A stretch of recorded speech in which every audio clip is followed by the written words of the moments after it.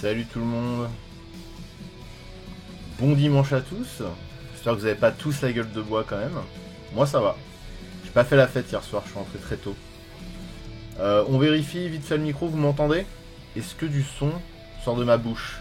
C'est la dernière fois qu'on avait ce setup, le micro marchait pas. J'étais obligé de régler en début de stream. Ok. La pêche killer. Salut à tous, salut à tous. Bon bah aujourd'hui je refais une petite deck tech magic parce que bah de toute façon vous le voyez que ce soit du côté de Halt ou de mon côté, il y a comme un truc qui se trame de plus en plus là. Il y a quelque chose qui est très voyant en ce moment, je sais pas si vous avez remarqué. Non mais en gros j'ai quand même bien kiffé cette petite deck tech de la dernière fois et là je vais vous en faire une autre aujourd'hui avec Xenagos, un dieu Grul qui nous vient de Theros. Alors je vais pas vous refaire tout le speech pardon, de ce qu'est le commandeur et le DH. Non, et oui la gueule de bois, désolé Abiganon. Non, je suis rentré très tôt, je suis allé... En fait j'ai picolé et mangé l'après-midi avec des potes, mais l'après-midi. Et en fait je suis rentré en début de soirée chez moi. C'est très particulier comme type de fête. Tu fais la fête l'après-midi, puis tu rentres chez toi le soir. Et tu fais des trucs normaux le soir, chez toi. Genre t'affaler devant Netflix comme une grosse merde. Abreuvé au capitalisme. Juste un petit coucou vite fait, je refile jouer à Resident Evil Village. Ah la chance. Ah, comme j'ai promis, bientôt sur la chaîne, je vais vous le faire en... Je vais vous faire RE7 avec le casque VR. Ça je veux le faire, c'est sûr. En plus on peut le faire assis, c'est pas le genre de jeu où il faut te lever et gigoter dans tous les sens. J'ai pas la place en fait. Il y a une table basse, là il y a un canapé, là il y a le bureau et là il y a mon meuble à vinyle. J'ai un peu de place dans le fond à la limite, mais bon. Mais j'ai vu que les gameplays, les mecs le faisaient assis dans leur canapé, dans leur siège, donc on va la faire comme ça. Ouais, mais j'ai bien hâte de mon premier jeu VR en fait. Hein. Je suis fan de Resident Evil depuis le début et celui-là, je veux dire qu'il déchire. Mais de toute façon, la licence, elle a repris du poil de la bête. Enfin, de ce que j'ai vu en tout cas, il y a une espèce de petit creux autour du 5-6. Et puis à partir du 7 et là le 8, apparemment tout le monde valide. Hein. Resident Evil 7 m'avait déçu. Ah ok d'accord. Bah écoute, moi j'ai eu quasiment que des bons retours sur ce Resident Evil. Bah j'ai vraiment envie de faire le 7. J'ai vraiment envie de faire le 7. Les remakes ont relancé la hype. Et puis surtout, bah le remake du 2 est formidable, hein, on l'a fait ici. Bon mais là on n'est pas là pour parler Survival Horror, on est là pour parler jeux de cartes et Magic bien évidemment. Comme j'ai dit, je vais pas forcément refaire le speech entier de ce qu'est le commandeur et le DH, qui sont des formats particuliers de Magic. Salut à toi Anthracite, merci d'être passé. Et qui sont bataille Magic, Max il aime les cartes. Tiens donc. Et donc je vous invite à aller voir la deck tech Tassa que j'ai fait, qui est disponible sur cette chaîne Twitch en rediff et sur la chaîne YouTube de VOD de Mighty Maxwell. Donc vous aurez peut-être un peu plus d'infos sur ce qu'est le commandeur, à savoir que c'est quand même le format le plus joué dans le monde. Voilà. C'est le format le plus apprécié des joueurs, et c'est normal parce qu'on peut y jouer toutes les cartes. C'est le format le plus vaste, le plus varié, le plus intéressant selon moi. Et le plus drôle. Là, on peut jouer en multi. Moi j'ai build un petit Xenagos. Xenagos, dieu de la débauche, et elle porte extrêmement bien son nom. Parce que ce deck c'est de la débauche. C'est vraiment genre... c'est comme un bain de purée élémentale. C'est comme une douche de cassoulet. C'est la débauche. C'est vraiment... c'est du crade, du sale. Vous savez, quand on joue à Magic, vous vous rappelez dans la cour d'école, pour ceux qui ont joué un petit peu dans la cour d'école à Magic, c'était vraiment genre à qui a la plus grosse bête, à qui a le plus gros monstre. Alors regarde, moi j'ai une 9-9, alors regarde, moi j'ai une 10-10, et moi j'ai une 12-12. Bon, en fait, ça veut pas dire grand chose en soi, parce qu'une 12-12, elle se prend un pass to exile, elle va à l'exil pour 1. Mais c'était un peu ça le truc, c'était d'avoir les plus grosses bêtes qui tapent le plus fort. Et bah ce deck c'est exactement ça. C'est-à-dire on est dans... Salut Anna. On est dans du Grul, donc Grul c'est quand même l'association du vert et du rouge qui sont un peu les deux couleurs les plus teubées de Magic, hein, on va pas se mentir. Non, comme toutes les couleurs dans Magic, c'est des couleurs qui peuvent être assez profondes. Mais quand elles sont associées, bon le vert déjà généralement c'est gros pâté, hein, on pose des grosses créatures. Et puis le rouge, bah, c'est le côté rapidité. C'est le côté un peu... le rouge c'est un peu la liberté dans Magic. C'est la couleur aussi des boosts et des dégâts directs. Donc vous associez ça à des grosses créatures, et bah ça donne ce dieu Grul, Xenagos, Une 6-5 indestructible pour 5. Déjà le body est incroyable, elle est indestructible. Bien évidemment, vu que c'est un dieu, elle arrive en tant qu'enchantement, donc il lui faut la dévotion pour qu'elle devienne créature. Une dévotion à 7, vous verrez que la dévotion à 7 dans ce deck c'est très très facile de l'avoir. Comme dans tous les decks qui tournent autour d'un dieu, de toute façon on joue des cartes qui sont très colorées, donc c'est très facile d'avoir la dévotion. Et vous me dites si la musique est trop forte. Hein. Et sa petite capacité, sa toute petite capacité, nous dit qu'en début de phase de combat, on peut cibler une créature qui va gagner plus X et la célérité. X est égal à sa force. Donc en gros, vous l'avez compris, le but c'est de jouer des gros pâtés, des grosses créatures qui piétinent, comme ça on double leur force, et on va marave le mec ou les mecs qui sont en face. Quand je sors Xenagos en multi, je crois que j'ai jamais perdu avec. Il me semble. C'est d'une violence absurde. Alors, le seul problème, c'est que toutes vos créatures, du coup, toute la table vont vouloir les cibler. Et le truc, c'est que vu qu'on joue, enfin, surtout certaines, vous allez voir, parce qu'il y a des choses très marrantes dans le pack. Mais vous verrez que, bizarrement, quand on joue Xenagos, on est très très très souvent la cible des anti-bêtes qui sont sur la table. Enfin, qui sont dans les decks adverses. Et c'est normal parce que, avec une capacité pareille, qui va doubler la force de vos créatures, et qui vont leur donner la célérité, et en fait, déjà on peut surprendre l'adversaire, parce que donner la célérité à un gros monstre, ça peut one-shot en fait un adversaire, hein, sans parler... Enfin, en plus de ça, dans le deck, on a des choses qui permettent de refaire des phases d'attaque. Donc dans ce cas-là, vous allez quadrupler la puissance de certaines créatures. On a des cartes qui permettent de... vous savez ce genre de carte où on sacrifie la créature et on met autant de dégâts à une cible. Donc supposons qu'on mette 20 dans la tronche d'un adversaire et que derrière on détruit notre créature via des petites cartes que je vous montrerai en instant ou en sorcerie, et ben on met 40 dans le tour quoi. Donc c'est vraiment très violent. Je prends des cartes anglaises Yomoul parce que je les ai récupérées comme ça et ça dépend des prix, ça dépend des... Il y a des cartes dans Magic qui sont éditées qu'en anglais d'ailleurs. Voilà, et puis vu que Magic est un jeu quand même assez universel, c'est bien de connaître les cartes en anglais et de savoir ce qu'il y a marqué dessus. Voilà. Mais généralement je prends les moins chers, tout simplement, je cherche pas à choisir une langue en particulier, je prends entre l'anglais et le français, avec deux langues que je peux comprendre, hein. Je prends les moins chers, voilà, tout simplement. Donc Xenagos, elle est là, elle est extrêmement puissante. Ouais, enfin, je dis en multi, alors je l'ai pas spécialement buildé pour le multi, je la sors aussi bien en 1v1 qu'en multi. Alors vous verrez, il y a des cartes qui sont interdites en 1v1 comme on l'a vu la dernière fois dans Tassa, c'était le même problème. Un Sol Ring par exemple, un anneau solaire qui permet de ramper, carte extrêmement puissante, un anneau solaire. Mais en face, bon de toute façon mes potes avec qui jouent en 1v1 jouent aussi des anneaux solaires et on pense pas forcément à les sortir quand on se fight en 1v1. Donc on est sur un même pied d'égalité j'ai envie de dire, mais faudrait quand même qu'on pense à les sortir parce que c'est un peu trop puissant.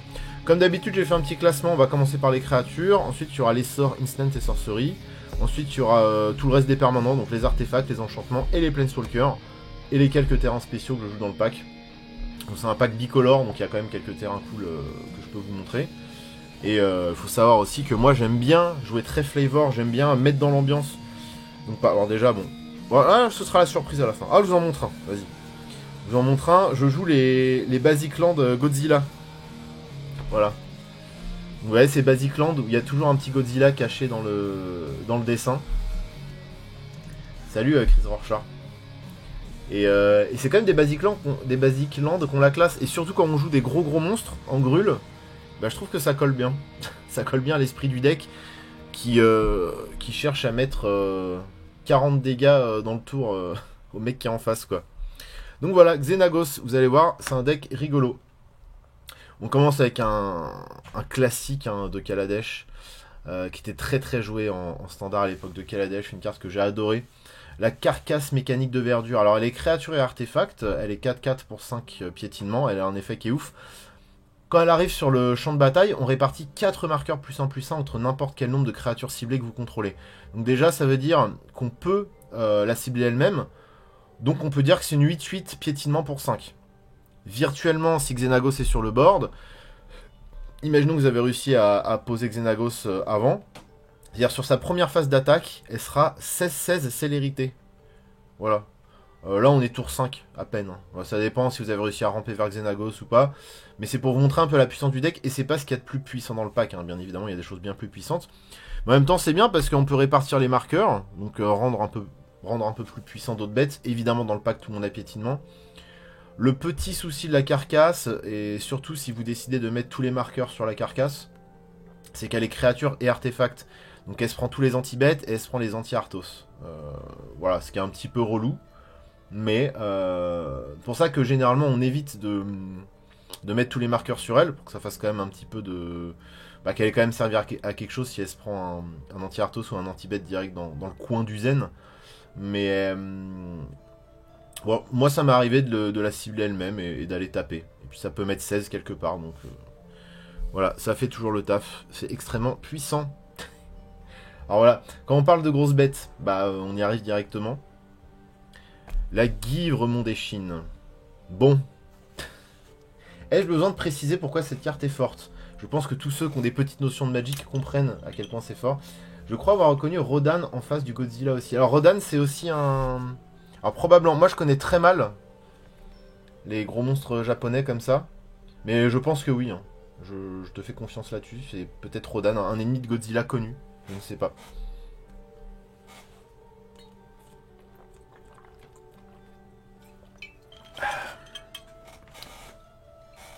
De l'eau fraîche quand il fait chaud. Salut à toi Metal Breeze. J'ai rarement vu ça. Alors mais attends, mais c'est pas tout. Donc déjà, c'est une 15-15 pour 11. Ça va, c'est plutôt cool. Elle a le piétinement, évidemment. Encore une fois, bon, vous avez compris la mécanique du pack. Si Xenagos est sur le board, bah vous attaquez avec une 30-30 célérité. Hein. C'est-à-dire qu'elle arrive, hop, tiens, bah faites phase d'attaque, 30-30 célérité. Bon, en fait, c'est... Alors quand je gagne avec ce pack, généralement je one-shot mes adversaires avec une phase d'attaque. C'est très rare que je one-shot pas mes adversaires. C'est-à-dire que la plupart du temps, bah, phase d'attaque, bah, je te cible... Enfin, je vais chez toi, bah, t'es mort. C'est vraiment très rare que quand... En fait, quand mon board est là et que ça tourne bien, et que je me suis pas pris une brasse dans le coin du nez, bah... oui, c'est une phase d'attaque égale pan, t'es mort, quoi. Salut Sanctuary Hunter. Salut Flèche Gold. Donc voilà, c'est une 15-15 pour 11, piétinement, virtuellement 30-30, piétinement célérité. Et quand elle meurt, donc supposons qu'elle se fasse cibler, on va pondre 3 tokens 5-5 Guivre. Et en plus, au lieu d'aller au cimetière, on la mélange avec le deck, donc on a une petite chance de la repiocher derrière, donc ça m'est jamais arrivé. Elle est autorisée en standard, cette carte... Bah, alors c'est pas du tout du standard, cette extension, ça doit être... Ça doit être Theros premier du nom, enfin le premier bloc Theros, je vais vérifier. Il me semble que ça vient du premier bloc Theros. Donc c'est pas du tout du standard. Hein. Je vais regarder ça... Non, c'est pas du tout du Theros, ça doit être premier Ravnica peut-être. Même pas. Il vient d'où ce symbole d'extension? J'ai un trou de mémoire. Ah si, c'est Ravnica. Ok, c'est Return to Ravnica, pardon. C'est Ravnica deuxième du nom. Très bien. Donc non, c'est absolument pas du standard. Et après, en standard, je sais même pas si ça marcherait si bien que ça. Parce que bon, dans un format où de toute façon tu peux avoir beaucoup d'anti-bêtes ou de... là, bon, c'est 15-15 effectivement, c'est extrêmement fort. Après, faut avoir de quoi ramper jusqu'à elle, hein, ce qui est pas forcément évident. Bon, évidemment, là, vous verrez que dans le pack, on a tout ce qu'il faut pour ramper énormément. C'est-à-dire obtenir très vite du mana en début de game. Par contre, ouais, ce qui est vénère, c'est que même si elle est gérée, on se retrouve avec 5-5 Guivres sur le board, quoi. Des petits bébés Guivres. Et je crois que j'ai même pas les tokens, d'ailleurs. J'ai jamais fait les tokens de cette Guivre. Voilà. 15-15, je sais pas s'il y a plus fort en termes de body dans Magic, probablement. Il y a peut-être plus fort, mais là je l'ai pas. Dans Unstable, il y a plus fort, enfin dans Unglued, il y a plus fort, mais c'est de monstre noir en 2 parties là. Donc ça voilà, évidemment dans le pack on joue des grosses bestioles comme ça parce que c'est débile. Une carte d'anti-jeu, mais vous comprendrez aussi pourquoi elle est là. Bon, les gens de Magic vont râler quand ils vont la voir. Magus of the Moon. Une 2-2 pour 3 qui nous dit que tous les non-basic lands sont des montagnes. En gros, c'est très simple. Si ça joue beaucoup de couleurs en face, généralement 3 ou 4 couleurs, ça lock la game de manière assez violente. Donc Magus of the Moon aussi, tout le monde est très véhément quand il touche la table. Voilà, ce qui fait que tous les bilans, en fait tout ce qui n'est pas basic land, donc plaine, montagne, marais, île, plaine, tout ce qui n'est pas ça, et ça devient des montagnes. Donc vos adversaires ne font que du mana rouge. Évidemment, si ça ne joue pas rouge en face, ça fait la gueule. Hein. Et puis généralement, quand ça joue plus de 3 couleurs, ça joue pas énormément de basic land. Donc nous, ça nous arrange parce qu'on joue principalement des montagnes et des forêts. Donc on en a un peu rien à foutre. Moi, je joue pas Magic, mais je râle quand même. Tu râles sur cette carte. Vas-y, râle sur cette carte. Coucou d'ailleurs. Et vous allez voir, c'est assez rigolo parce qu'en fait, il y a des choses. On a évidemment des tutos à créatures dans ce pack. Et par exemple, bon, je le ressortirai tout à l'heure au moment voulu. Ou alors je peux tout sortir d'un coup. Il est où? Il est où le petit pote? Petit pote. Ah bah, il était juste là. C'était la carte d'après. Le Woodland Billower. Alors, il piétine pas. C'est très chiant. J'avoue que dans le pack. Bon, généralement, il est là. Il peut prendre quelques dégâts dans la gueule. Bon, il piétine pas. C'est chiant. Par contre, pour 6, c'est une 6-5 qui va tuto une bête qui coûte 3 ou moins. Donc ça va tuto une créature qui va arriver directement sur le board. Donc ça c'est très cool. Salut Brutal Fro. Ah, déjà? Abusé. Ils étaient chargés à bloc tout à l'heure. On va peut-être mettre la lumière un peu moins fort parce que j'ai mis beaucoup de lumière là pour qu'on voit bien les cartes. Et en fait, ce qui est très bien, c'est que généralement, il y a un petit côté boîte à outils où le Woodland va aller chercher ce dont on a besoin. Donc, par exemple, bon, peut-être pas un fixeur de mana, parce que généralement, tour 5-6, on a ce qu'il faut. Mais pourquoi pas un Magus of the Moon, pour casser les couilles de tout le monde. S'il y a un Arthos ou un enchantement qui vous font chier sur le board, et vous allez chercher un truc qui coûte 3. Un staple, hein. À partir du moment où il est dans un format, ce truc-là, ça devient un staple. Ah bah voilà, le sage du reboisement. Alors ça c'est une carte typique verte. Quand il arrive sur le board, sage du reboisement, il nous dit qu'on détruit un enchantement ciblé ou un artefact ciblé. Donc ça fait beaucoup de cibles. Et puis c'est une de 1 pour 3. Donc c'est très bien parce que là le Woodland il peut aller chercher le Magus pour faire chier tout le monde. Il peut aller chercher le sage du reboisement pour casser un truc qui nous emmerde. Il peut aller chercher un petit... Alors, il peut aller chercher plein de choses, hein. Il peut aller chercher Clotis, vous allez voir, je vous la présenterai tout à l'heure, Clotis. C'est très fort. Il peut aller chercher un gros ramp, un chaman qui fait beaucoup de mana. Voilà, il va chercher des choses comme ça. Donc Woodland, il y a toujours un truc sympa à aller chercher. Le Woodland est toujours là pour vous. Voilà, il est toujours là pour vous aider, pour vous faire du bien. Et puis il peut aller chercher aussi des trucs qui coûtent moins. Ouais, ça, c'est sympa aussi dans le pack. Bon, Serpo Parodeur, on reviendra. Il y a plein de choses qui coûtent 3 dans le pack. Qu'est-ce que ça me manque de jouer et dire que j'ai 600 cartes qui attendent gentiment d'être sorties de leur boîte à choose? Et il faut jouer à Magic, il faut jouer. Il faut jouer. Qu'est-ce qui vous en empêche? Le temps peut-être? Oui, peut-être. Bon, on a vu Sage du Repoisement, on a vu Woodland, on a vu Magus of the Moon. Hop. Il y a quand même des moyens de se défendre dans le pack, hein, vous verrez. Bon bah tiens, Clotis, on va la faire maintenant avec un art alternatif. Donc c'est un dieu, donc c'est l'autre dieu de Theros qui est Grul.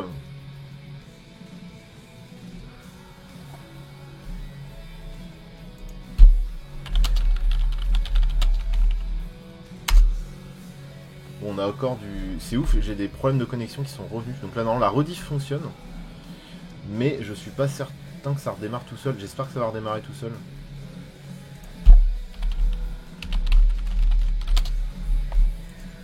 C'est en train de se reconnecter.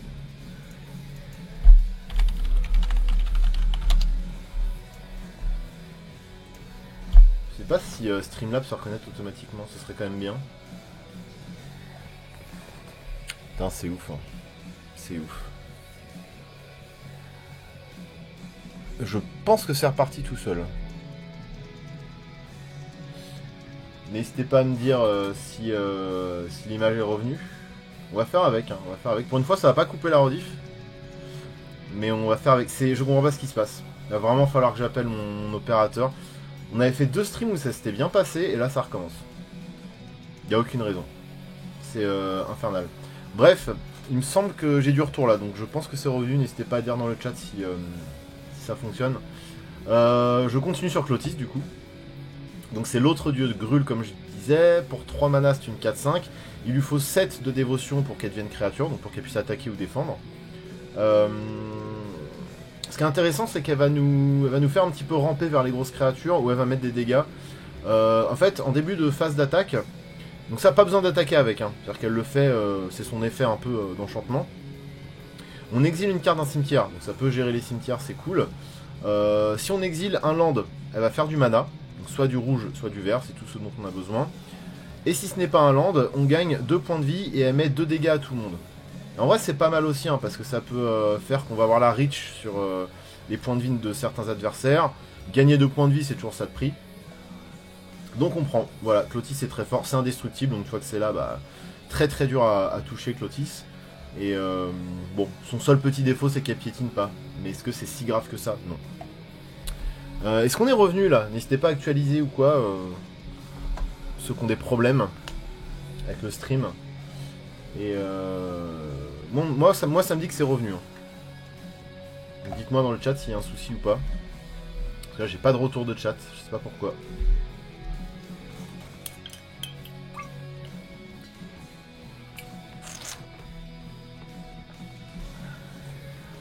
Je vais checker mon retour.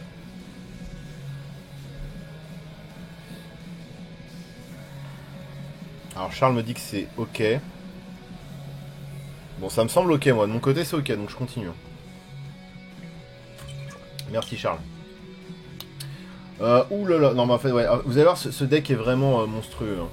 Ce deck est vraiment monstrueux. Par contre, j'ai une latence de ouf.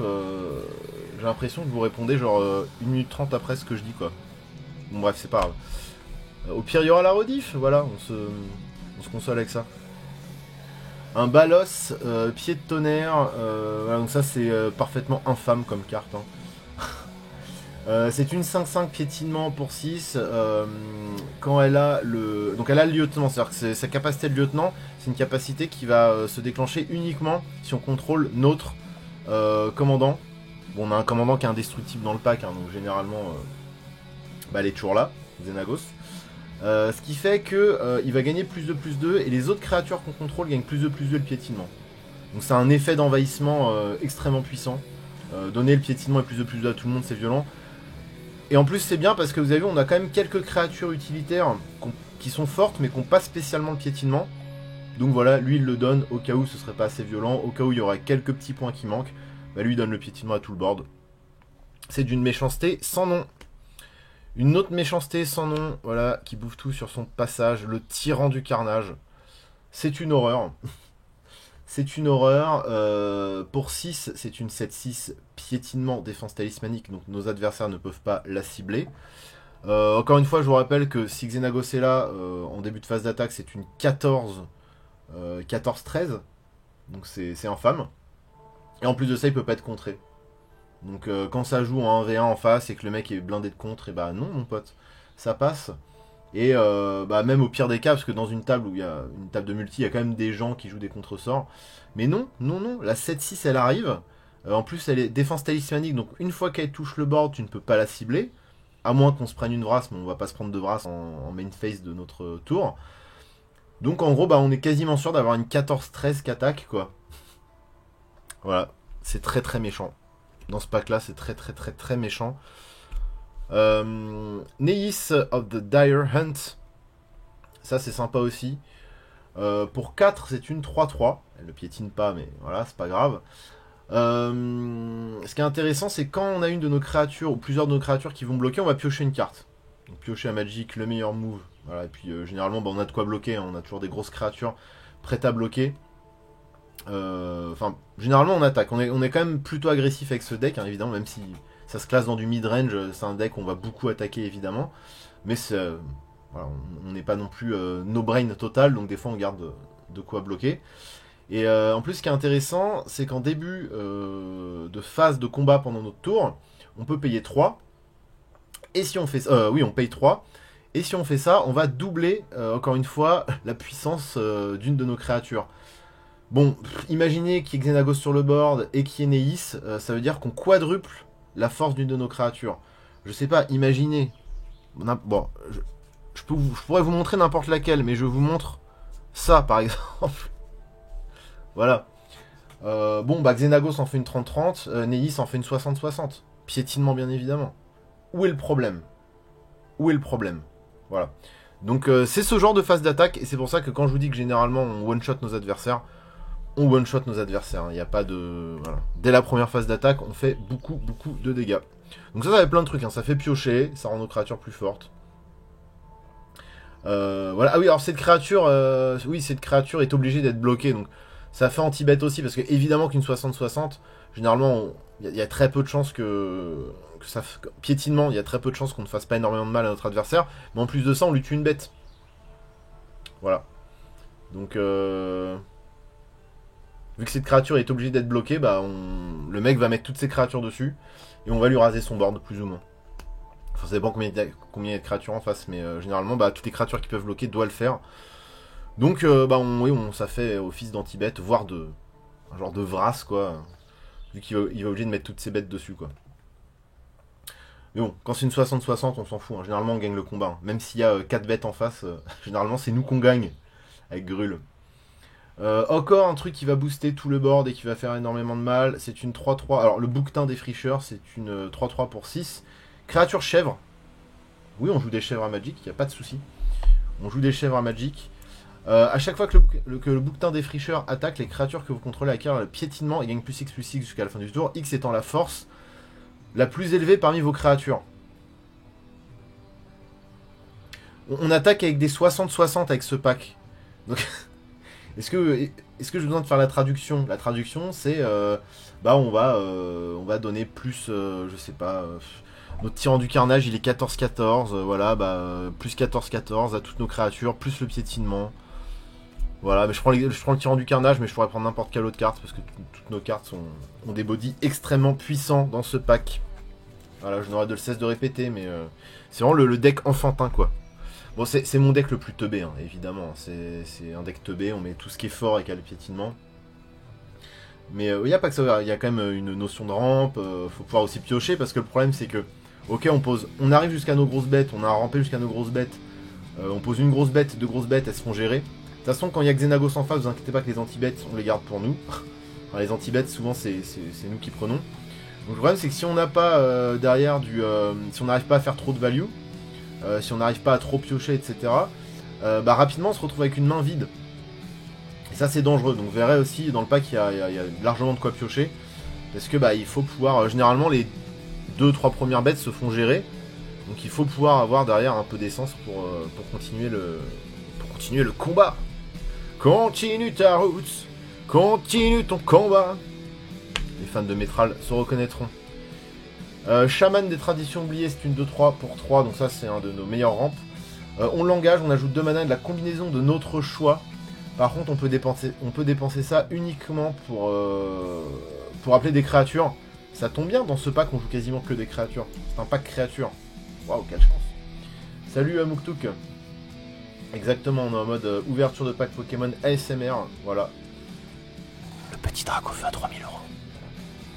Non, on fait une petite deck tech, bien évidemment. Nous, on connaît les règles du jeu de cartes qu'on collectionne. Non, mais j'aime beaucoup Pokémon. J'ai beaucoup joué à Pokémon. C'est savoir que c'est Wizard, hein, à la base, qui a édité Pokémon, qui est aussi l'éditeur de Magic, hein, enfin la boîte à qui appartient Magic. Et c'est aussi, et Pokémon, c'est un très très bon jeu de cartes aussi. Hein. Le TCG Pokémon est excellent. Et les cartes Pokémon sont belles aussi. Mais bon, voilà, on n'a pas le temps de tout faire. Il a une capacité redoutable. Donc redoutable, ça veut dire que là, en l'occurrence, il faut avoir 8 de force sur le board cumulé. Comme si c'était difficile avec ce deck. Par contre, pour activer la capacité, ça coûte 11, ce qui est très cher. Hein. Je crois que c'est jamais arrivé que je puisse faire sa capa. On paye 11, on l'engage et le total de points de vie de chaque joueur devient égal au nombre de créatures qu'il contrôle. Voilà, on active cette capacité que si on a 8 au total, 8 ou plus en force sur le board. Bon, en fait, ça arrive quasiment jamais. C'est vraiment, on s'en sert pour ramper du chaman. Voilà. On rampe de 2 en plus, c'est quand même très fort. Hop. Rien de nouveau, le TCG Berserk qui fait signer le portefeuille de Halt. J'ai jamais joué au TCG Berserk, je sais pas du tout ce que ça vaut. Mais de toute façon, le meilleur jeu c'est Magic, hein. Ne cherchez pas. L'équation est résolue depuis au moins 2 décennies. Hein. Le meilleur jeu de cartes c'est Magic. Il n'y a pas de débat là-dessus. Ça, c'est monstrueux. Il est bête et dinosaure en extended art. Ça coûte quasiment pas plus cher et c'est plus joli. Un Quartzwood Crusher. Crusher. Donc c'est une 6-6 pour 5. Qu'est-ce que c'est que ce body? Alors certes c'est très coloré mais on s'en fiche parce que nous on aime bien aller vers la dévotion. Ça trample évidemment et quand il attaque, une 12-12 piétinement célérité. Quand il attaque et qu'il arrive à mettre des dégâts, on crée une XX dinosaure. Le token il est là. Le token dinosaure il est là. Hop, regardez. On crée un petit machin comme ça, dont la force et l'endurance sont égales au nombre de dégâts qu'il a mis au joueur. Donc c'est une 12-12, paf, je t'attaque, je te mets 7, parce qu'il y avait de quoi bloquer en face, j'en sais rien. Et bon, on crée une 7-7 piétinement. Donc il se multiplie, enfin il se multiplie, non il se multiplie pas, mais en gros il pond des énormes dinos. Donc je répète, hein, c'est une 6-6 pour 5, une 6-6 piétinement pour 5, qui pond des monstres. Ramper, ça veut dire produire du mana. Alors pas exactement. Un deck qui rampe, c'est un deck qui va très vite produire du mana en allant chercher des landes dans le pack par exemple. Une carte qui fait ramper, c'est une carte qui va dire aller chercher dans votre deck une carte de terrain et elle arrive sur le champ de bataille, engagée par exemple. C'est-à-dire pouvoir rapidement atteindre tes hautes curves. Et merci beaucoup Godspeed Max pour le sub 12e mois, 1 an. Merci de ton soutien. Un elfe, ça fait ramper par exemple. Le chaman que j'ai montré tout à l'heure, il fait ramper parce qu'il produit du mana. Voilà, donc ramper en fait c'est produire du mana et rapidement arriver à nos hautes curves. Les hautes curves c'est les cartes qui coûtent cher. En mana, voilà. Tac. Le Quartzwood Crusher c'est infâme. Alors ça aussi dans le pack c'est infâme. Évidemment que c'est infâme. De toute façon ce pack est infâme. Il n'y a aucune créature qu'on a envie de voir se résoudre dans ce deck. Gorklo Terror of Calcisma. C'est une 4-3 pour 4. Tous nos sorts de créatures qui ont 4 de force ou plus. L'intégralité du pack encore une fois quasiment. Coûte 2 de moins à jouer. Donc c'est pas vraiment de la rampe, mais c'est une forme de rampe, hein, parce que du coup nos grosses créatures arrivent plus vite sur le board. Et en plus de ça, évidemment, quand il attaque, toutes les créatures qui ont 4 de plus, donc ont 4 d'attaque ou plus sur le board, gagnent +1/+1 et piétinement. Donc encore une fois, pour les quelques créatures qui n'ont pas le piétinement, bah ça aide. Et puis le petit +1/+1, voilà, c'est toujours ça de prix. Lui il compte, hein, c'est pas autre créature, c'est toutes les créatures, enfin c'est chaque créature. Each créature, donc c'est assez infâme. Dans le pack ça marche super bien, on aime bien l'avoir en main de départ avec un ramp, et puis généralement hop ça déroule. Ça déroule. Salut Harry Maniac. Oui moi aussi j'aime beaucoup présenter des cartes, donc même si ça fait pas venir beaucoup de monde, c'est pas grave. J'aime beaucoup faire ça. Voilà, bah est-ce que j'ai besoin de... J'ai l'impression de suivre un cours de chinois. Et bah je suis navré. Pourtant on est clairement... je parle français. Voilà. Au cas où certains auraient des doutes. C'est extrêmement fort. Gorklo. Oh, putain, à chaque fois que je batte... Dès que je tombe sur une carte, je trouve que c'est horrible ça. Ça devrait être interdit. Toutes ces cartes devraient être interdites. Les avant-coureurs du grand terrassement. Encore une fois en termes de nom de carte... Magic dose tout. Merci beaucoup sur Axis TV, 13e mois d'abonnement. Équipe. Je te remercie, c'est cool. 7-7, vigilance, piétinement, célérité. Au cas où déjà Xenagos faisait pas suffisamment le taf. En plus vigilance, donc on peut bloquer derrière. Virtuellement c'est une 14-14, hein, si on décide de la cibler avec Xenagos. Quand ils arrivent sur le champ de bataille, toutes les autres créatures qu'on contrôle gagnent +2/+2 et acquièrent la vigilance jusqu'à la fin du tour. C'est le terrassement, ça porte bien son nom, le grand terrassement. Effet d'envahissement extrêmement violent. Voilà, tout le monde gagne +2/+2, la vigilance, qu'en plus ça s'engage pas, donc ça peut bloquer derrière, ou déclencher des effets de créatures qui s'engagent. Regardez-moi ça. C'est vraiment la forêt, la forêt qui devient folle, quoi. La forêt qui pète un plomb.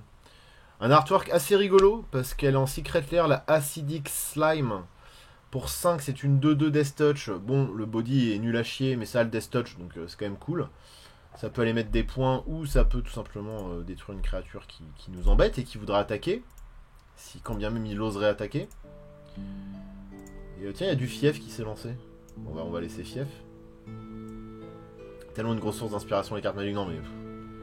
c'est le meilleur jeu. Mais de toute façon, vous allez voir quand la vidéo avec Alt va sortir, vous allez être en PLS. Hein. Je pense que tous nos viewers vont se mettre à Magic. Il n'y a même pas de discussion. Vous allez tous vous mettre sérieusement à Magic. C'est impossible de résister. Je trouve ça intéressant, mais très compliqué à apprendre comme jeu. Et bah, faut pas hésiter à télécharger Magic Arena, où il y a un petit tuto. Quand tu lances Magic Arena, quand tu lances le soft, t'as un petit tuto très simple. Et après, tu peux jouer à ton niveau, c'est-à-dire que tu vas avoir un ladder avec des mecs très compétitifs, mais tu peux aussi faire des petites parties comme ça, sans vouloir la jouer compétitif, monter tes petits decks, faire des tests, et tu verras qu'en quelques jours, ça va rentrer. Magic est un jeu très facile à apprendre. Par contre, devenir très bon à Magic, c'est une autre paire de manches. Ou s'y remettre, oui. Mais d'ailleurs, la plupart du temps, c'est ça, hein, c'est s'y remettre. Tout le monde a un petit peu joué à Magic dans sa jeunesse. Bon, Acidic Slime, c'est cool parce que ça pète un enchantement, un land, un artefact. En gros, ça cible quand même pas mal de choses.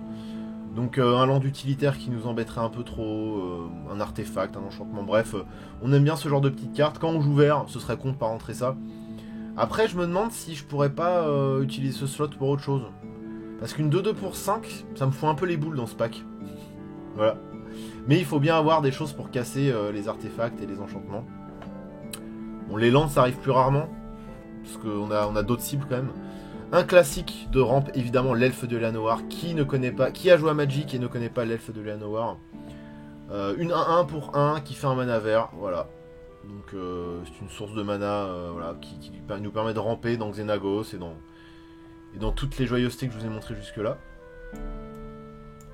Voilà, un classique. Encore un classique de la rampe, peut-être un peu moins classique, mais qui est beaucoup joué en EDH. L'ancêtre de la tribu Sakura, qui nous vient du bloc Kamigawa. C'est une 1-1 pour 2, on peut décider de le sacrifier quand on veut. Donc ça c'est important, hein, quand on veut. D'aller chercher une carte de terrain de base dans notre bibliothèque, de la mettre en jeu engagée, d'ensuite mélanger à la bibliothèque. Donc le classique qui va nous faire tuto des landes. Ça permet de ramper, c'est très bien. En plus, bah, ça permet aussi de bloquer, par exemple, je sais pas, une petite créature qui décide de vous attaquer, ou... Enfin, peu importe, quoi. Ou même, genre, on attaque, on la joue un petit peu... Bon, il n'y a pas beaucoup de bluff avec cette carte-là, mais genre, on attaque, le mec décide de bloquer en face. Ah bah non, je la sacrifie, bam, je vais chercher mon... En fait, ce qui est intéressant, c'est que le sacrifice, on peut le faire quand on veut. Donc ça, c'est cool. Donc on peut même bloquer, bam, on bloque une créature, et au moment de résoudre les dégâts, et ben on la sacrifie, bam, et on va chercher notre land. C'est un classique. Le sanglier punk de la forêt. Ilarg, The Rasborn. C'est infâme. C'est infâme parce qu'en plus c'est une carte qui va protéger vos bêtes. J'explique. C'est une 6-6 piétinement pour 5. Voilà. On est sur des bodies affreux comme d'habitude. 12-12 célérité avec Xenagos si elle est là. Quand il attaque, on prend une carte de créature de notre main qui arrive sur le champ de bataille en mode attaquante. Et à la fin du tour, elle remonte dans notre main. C'est-à-dire qu'en fait, ça protège un peu des anti-bêtes. C'est-à-dire que par exemple, en EDH, voilà, le temps que ça fasse le tour de la table jusqu'à vous, il y a probablement des joueurs qui vont piocher des réponses à vos grosses créatures. Alors bon, là, forcément, s'il y a un anti-bête, il ira sur Ilarg. Mais ce qui est bien, c'est vu que la créature attaquante que vous posez grâce à lui, elle remonte dans la main, quelque part elle est un peu protégée vu qu'elle est dans votre main. Et en plus de ça, au pire, si Ilarg se prend un anti-bête, c'est pas grave, parce qu'au lieu d'aller dans le cimetière, en fait, il retourne au-dessus de d'autres bibliothèques. Bon, à la 3ème place, certes, mais ça veut dire qu'il est récurrent, quoi. Et vu qu'il est très fort, bah on veut qu'il soit là, quoi. Donc, alors c'est la petite danse d'Ilarg, là, qu'on entend. Ça, c'est Ilarg, et quand il arrive sur le board, hop, il fait des petits pas chassés, comme ça, des petits pas de danse. Puis après, il fait la ronde. Alors, d'ailleurs, on peut le voir, il est en train de faire la ronde avec ses potes. Et ils sont tous contents, là, ils sont en train de danser la gigue. Voilà. Ilarg, le gros quepon. Alors, en plus, il coûte que 5, ce qui fait que, en fait, dès qu'il arrive, si Xenagos est là, on peut poser, par exemple, genre quand il attaque, et encore une fois, ce n'est qu'un exemple parmi d'autres, bah ça, hop, tiens, j'attaque avec une 15-15 piétinement, qui remonte dans ma main au tour d'après, donc elle est protégée. Quoique ça, bon, si c'est pas protégé, c'est pas très grave, parce que en même temps, quand elle meurt, on pose des 5-5. Et puis c'est quand même bien de pouvoir la cibler avec Xenagos en début de phase d'attaque. Le problème c'est qu'elle arrive... Je sais pas si dans l'ordre on a le droit de faire ça. Je crois que dans l'ordre on a le droit de faire ça. En début de phase d'attaque, poser notre givre, et ensuite faire l'effet de Xenagos. Parce que sachant que les deux effets se déclenchent en début de phase... Enfin en début de phase d'attaque, au début du combat pendant notre tour. Ah non, on peut pas, parce que c'est quand il largue, il attaque. Ok, donc c'est l'effet de Xenagos qui se déclenche avant. Donc quelque part, c'est quand même rigolo d'avoir la Guvre qui soit sur le board pour pouvoir la cibler avec Xenagos. Mais par contre, ce qui est cool aussi, c'est qu'on peut poser, par exemple, une carcasse verdoyante. Ce qui fait qu'à chaque fois que la carcasse verdoyante arrive, on pose nos marqueurs. À la fin du tour, elle remonte. Tour d'après, on réattaque. Bam, la carcasse arrive. Bon, elle met ses petits dégâts aussi. On pose nos marqueurs. Donc en fait, quand on a des cartes en main qui déclenchent des effets cool, bah c'est sympa parce qu'on va pouvoir les déclencher plusieurs fois. Bah, pour 5, c'est très bien. C'est plus que très bien, quoi. Il largue, c'est monstrueux. Monstrueux. Ça aussi, c'est mignon. Voilà, ça permet de poser des grosses bêtes gratuitement. Elvish Piper, l'elfe joueur de flûte, une connerie comme ça. Le cliché de l'elfe, quoi. L'elfe casse-couille qui fait la gigue en jouant de la flûte. D'ailleurs, c'est lui qu'on entend là. C'est lui qu'on entend. Donc c'est une 1-1 pour 4. Le body, on s'en bat les couilles. Par contre, on paye un vert au langage, on prend une créature de notre main et elle arrive sur le board. Donc on joue des grosses bêtes gratos. Des grosses bêtes par exemple comme... Ah, le Darksteel Colossus par exemple. Oui, on le joue. On le joue, ça rentre pas forcément dans... Enfin bon, après c'est un color, donc ça rentre dans n'importe quel deck. Mais c'est intéressant d'avoir une 22-22 Trample indestructible sur le board quand même. 22, je vous rappelle, parce que bon, Xenagos, évidemment, qu'elle va cibler le colosse s'il est là. Ce gros golem. Oui, c'est... Trample indestructible, quand...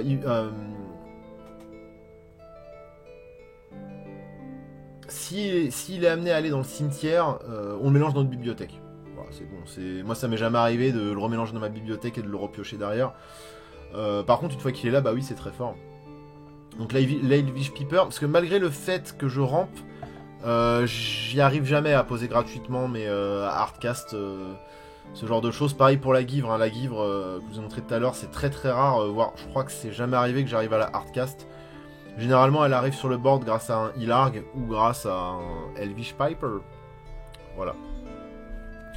Donc ça, pas une fois que c'est là, c'est très très très dangereux. Et puis c'est une version, encore une fois, Secret Lair, il est très beau. Hein. Il est très beau. Voilà. Encore un petit ramp. Parfait. L'Elvish Mystique. C'est ni plus ni moins qu'un elfe de Llanowar. Ça fait exactement la même chose, sauf qu'il est druide en plus. Donc il est éventuellement un peu plus fort que l'elfe de Llanowar, parce que même si moi ça n'a pas du tout d'impact sur mon deck, ça peut éventuellement, je sais pas s'il y a des decks un petit peu tribaux druides qui existent, ou ça peut être un avantage d'être druide.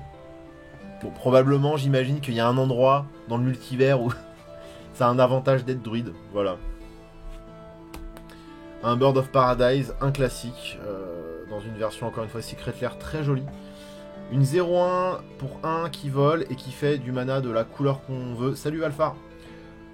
C'est très bien pour ramper, hein. C'est un classique de Magic pour ramper, donc c'est bien parce qu'il peut aussi faire du rouge, hein, si jamais on a à court de rouge. Encore de la rampe, hein.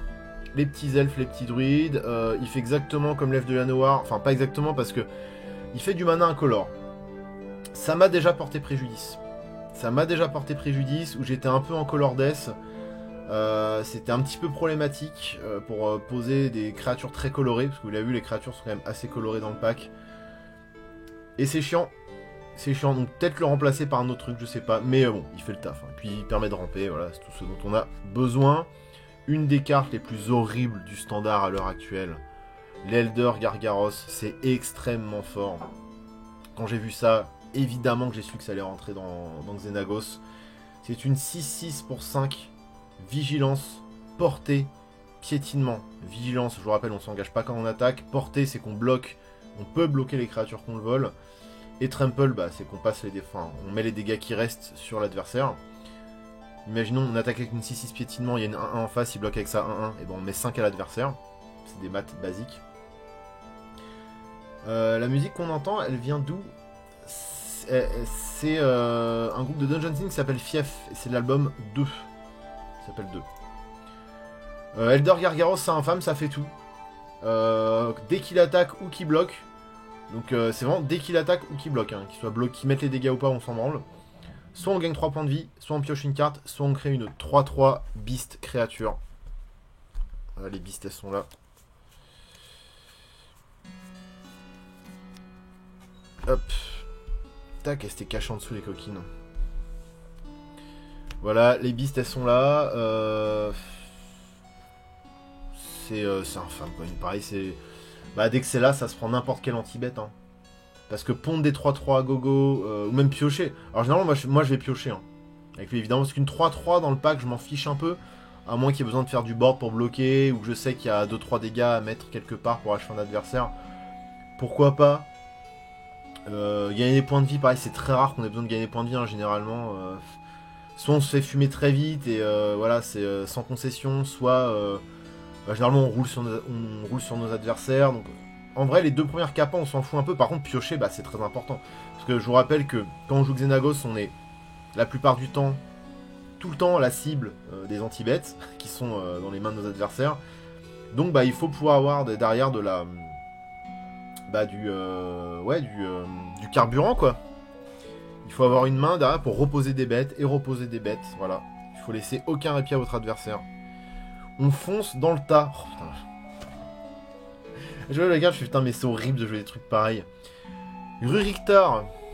Alors, ceux qui le connaissent savent que c'est une bête grule, une des bêtes grules les plus horribles de Magic. D'ailleurs, à la base, je ne jouais pas Xenagos, je jouais Ruriktar en commandant. Puis ça marchait pas si bien parce que j'avais du mal à mettre les derniers points à mes adversaires. Ça se prenait tous les anti-bêtes. Et puis une fois qu'il est plus là, bah, il se passait plus grand chose pour moi. Donc j'ai remplacé par Xenagos qui est quand même bien plus puissant. Et Ruriktar, je le joue quand même. Parce que les visuels. Là. Puis Ruriktar, il est quand même très très énervé. En fait, c'est l'anti toutes les autres couleurs de Magic. Voilà, c'est le grul absolu. C'est une 6-6 pour 6 qui a la portée, qui a la vigilance. Il piétine pas. Mais je vous ai montré dans le pack plein de créatures qui permettent de donner le piétinement à notre board, donc on s'en fiche un peu. Il trouvera le moyen de piétiner à un moment donné. Puis ça reste quand même une 6-6 qui bloque ce qui vole, etc. Il est obligé d'attaquer. Alors une 6-6 qui attaque avec la vigilance, c'est pas très grave. Hein. Surtout qu'en multi, on va aller chez le gars qui a le moins de board possible pour être sûr que Ruriktar s'en sorte. Et en plus de ça, et là c'est infâme, surtout en 1v1. En 1v1, c'est horrible. À chaque fois qu'un joueur lance un sort non créature, je rappelle que nous on n'est pas très concernés parce qu'on joue principalement des créatures dans le pack, et ben il prend 6 blessures. 6 blessures c'est énorme, et même si en multi on commence à 40 points de vie, le mec qui crache l'anti-bet, sur le Ruriktar il a quand même le seum. Il est quand même fâché de cracher un anti-bet là-dessus parce qu'il va se prendre 6 dégâts, donc il se sacrifie un peu pour le groupe. Mais c'est infâme parce que bah, en fait ça joue plus rien sur la table quoi. Tu peux plus jouer d'Arthos, tu peux plus jouer de Planeswalker. Enfin, tu peux les jouer, mais tu prends 6 quoi. La taxe, elle est énorme. Donc, c'est clairement. C'est l'anti-bleu, l'anti-noir, l'anti-blanc par excellence. C'est du gros grul quoi. C'est du gros grul bête et méchant. Et j'adore. J'adore. Il y a toujours un petit sourire sur mon visage quand il y a ça qui se résout et que je vois la tronche de mes adversaires en face qui deviennent tout rouges. Il y a toujours une petite satisfaction. On va pas se mentir qu'il y a toujours une petite satisfaction. On parlait de piocheurs parce que oui, il nous faut des piocheurs. Un Keeper of Fables, c'est pas incroyable. C'est une 4-5 pour 5. Bon, le body est très correct, hein, à part que ça piétine pas, mais c'est pas très grave. Quand on a une créature qui met des dégâts, on pioche une carte. Alors non humain. De toute façon, les seuls trucs non humains, je sais même pas si on joue des non humains dans. Enfin, je sais même pas si on joue des humains dans le pack. Quelques-uns, mais bon, de toute façon, on n'attaquera pas avec parce que les humains, c'est pas très costaud généralement. En plus, il est chat, ouais, c'est mignon. Alors, dans Magic, ils ont pas mis félin. D'ailleurs, un jour, je vous ferai une deck tech de mon Arabo. J'ai un deck chat tribal qui est très cool. Interdit en 1v1, malheureusement, parce qu'il est trop fort. C'est vrai que l'effet de la zone de commande de Arabo est beaucoup trop fort. Hein. On peut tuer très facilement tour 3, tour 4 avec lui. Donc j'ai un deck chat, un deck félin que je vous présenterai un jour qui est en Célestia, qui est très mignon. Voilà. Oui, voilà, quand on a des non-humains qui mettent des dégâts à un adversaire, on pioche une carte. Voilà, donc c'est un petit piocheur cool. On aime bien. Etali, qui nous vient du bloc Ixalan, qui est une carte incroyable. Regardez ce gros dino, ancêtre et dinosaure. Elle fait partie de ce cycle d'ancêtres dinosaures qu'on a eu sur Ixalan, qui était très joli. C'est une 6-6 pour 6. Alors dire, mais ça piétine pas. Oui, ça piétine pas. Encore une fois, ça rentre pas trop dans l'optique du deck. Mais en multi, regardez comme c'est fort. À chaque fois qu'Etali attaque, on exile la carte du dessus de la bibliothèque de chaque joueur. C'est pour ça que c'est fort en multi. Puis, on peut lancer n'importe quel nombre de cartes non-terrain exilées de cette manière, sans payer leur coup de mana. Exactement, sur Axis, c'est ce qui se passe. Putain, mais c'est abusé, c'est vraiment ça, quoi. C'est vraiment l'emote Italie, quoi. Italie. Bah c'est très cool, hein. Oh, Ish, comment vas-tu? Ça fait longtemps? Sous les 2 ans, grave. Merci mon petit Ish. Oui, en commandeur, c'est extrêmement drôle. C'est extrêmement drôle parce que bah on révèle 3 cartes et sur les 3 cartes, bah c'est évident qu'il y en aura au moins une qu'on jouera gratuitement. Donc ça fait plaisir. Etali en multi, ça fait toujours le taf. On aime bien. Oh, encore une infamie. Ah, ça c'est vraiment une infamie. C'est vraiment une infamie. Atarka. Le seul dragon du... Non, j'ai d'autres dragons. J'en ai pas beaucoup, mais ouais. J'ai plus les notifs Twitch quand tu stream. Ah ouais, bah, qu'est-ce que tu veux. De toute façon, je me fais shadowban de toutes les plateformes. C'est comme ça. C'est une 6-4 pour 7 vol piétinement. C'est déjà très costaud. En plus de ça, quand il attaque, tous les dragons qui attaquent gagnent le double strike. C'est-à-dire qu'on met le double de dégâts. Sachant que dragon, lui, il est dragon, donc ça compte pour lui. Hein. On n'a pas beaucoup de dragons dans le pack, on en a 1 ou 2, je crois, encore. Mais bon, quoi qu'il arrive, il le fait à lui-même. Donc imaginez, vous avez Xenagos qui est là. Lui, il a le double strike. Donc Xenagos est là, ce qui fait qu'on attaque avec une 12... Une 12-11... Non, une 12-10, pardon. Une 12-10 vol trample double strike. Une 12-10 avec le double strike, virtuellement, c'est une 24.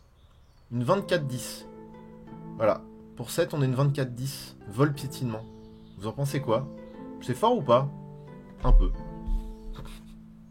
Non, c'est horrible. C'est horrible. Ça, c'est bien parce qu'on peut aller le chercher avec le Wood... non, c'est le Woodland. Ah, comment il s'appelle? Le Woodland? Woodland, pardon, oui, le Woodland. On peut aller le chercher avec le Woodland, ce qui coûte 3. C'est une 4-3. Il peut pas être contrecarré. Et tous nos sorts de créatures ne peuvent pas être contrecarrés. Alors, je peux vous dire qu'en 1v1, quand en face on a un mec qui joue bleu, et que le Serpo part et pop, il est pas très content. Bon, évidemment, ça se prend le premier anti-bet qui passe sans question. Mais bah voilà, enfin ça, pareil, tu le joues, c'est pas obligatoire, mais on joue quasiment que des créatures, nos créatures deviennent incontrables. Oui, bah contre contrôle, c'est chiant, quoi. Enfin, c'est chiant pour lui. Ah, alors lui, je l'aime beaucoup. Morog Fury d'Akoum, il est infâme. C'est infâme. Alors, il est en Jap, donc je vais vous le traduire en français, bien évidemment. C'est une 6-6 pour 6, il ne piétine pas. C'est pas très grave, parce que son effet est dingue. Chaque créature qu'on contrôle gagne plus 1, plus 0, pour chaque fois où il a attaqué ce tour-ci. Donc, ça veut dire que quand il attaque, c'est tout simple, toutes les autres créatures gagnent... Enfin, toutes les créatures gagnent plus 1, plus 0. Ça met des petits PV en plus, on aime bien. Il a un effet touche-terre. L'effet touche-terre se déclenche à chaque fois qu'un terrain touche le champ de bataille. Donc vous posez un land, bam, l'effet touche-terre se déclenche. À chaque fois qu'un terrain arrive sur le champ de bataille sous votre contrôle, si c'est une phase principale, il y a une phase de combat supplémentaire après celle-ci. Et au début du combat, on dégage toutes les créatures. Je vous traduis, une fois qu'il est là, à chaque fois que vous jouez un land, vous avez 2 phases de combat par tour. Vous avez vu les patates qu'on met, hein. C'est-à-dire que, comme je vous ai expliqué, il suffit d'une phase d'attaque sur la gueule d'un adversaire pour le fumer avec ce deck. Bah là, vous faites 2 phases d'attaque. C'est-à-dire qu'une fois qu'il est là, vous avez par tour, alors condition de poser un land, mais c'est quand même très rare de ne pas poser de land. Enfin, ça peut arriver, on peut être en mana death, on peut galérer à trouver nos lands, machin. Surtout que lui, il arrive, il coûte 6. On a déjà quand même pas mal posé de land, donc c'est pas évident qu'on ait des lendemains. Mais vous inquiétez pas, en fait, les lands, on les a, ils sont dans notre main.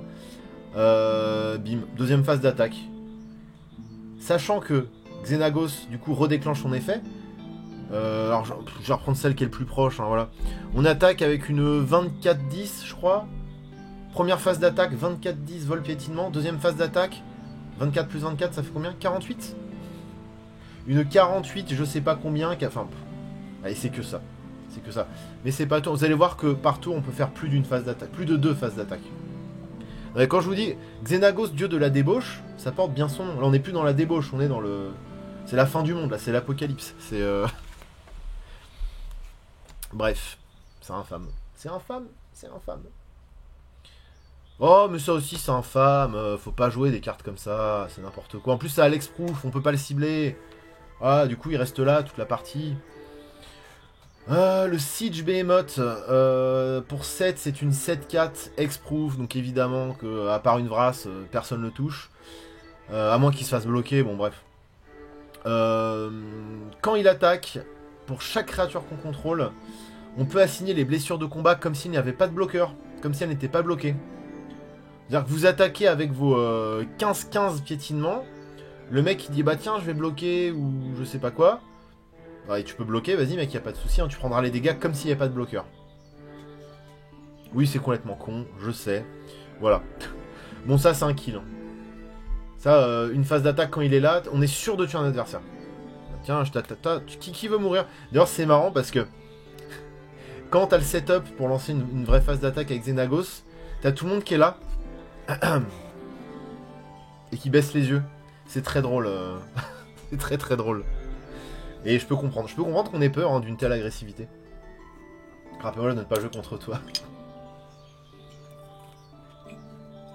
Je ne joue pas que Xenagos. J'ai plein de packs un peu moins forts. Mais c'est vrai que Xenagos c'est méchant. Xenagos je m'en sers plus en soutien dans Proche. Mais faudra que je tente en... Ah non mais en commandant c'est infâme. Puis Proche c'est plus une notion de sacrifice et tout quoi. C'est pas... Je suis pas certain que ça synergie. Bah, après Xenagos c'est tellement fort que... C'est même plus une question de synergie, c'est qu'une fois que c'est là, en plus vu que c'est indestructible, c'est... Oui ça fait des choses. J'ai joué un petit peu Proche à une époque. Dans mes souvenirs c'est plus un délire de sacrifice et de... Et ils pondent des... c'est quoi, ils pondent des petits tokens à la con là, comment ça s'appelle? Ah comment ils s'appellent ces petits tokens à Porsche là? À Proche pardon. C'est rigolo. Puis après tu les sacrifies pour mettre des dégâts. Alors on a un elfe de la Charmie.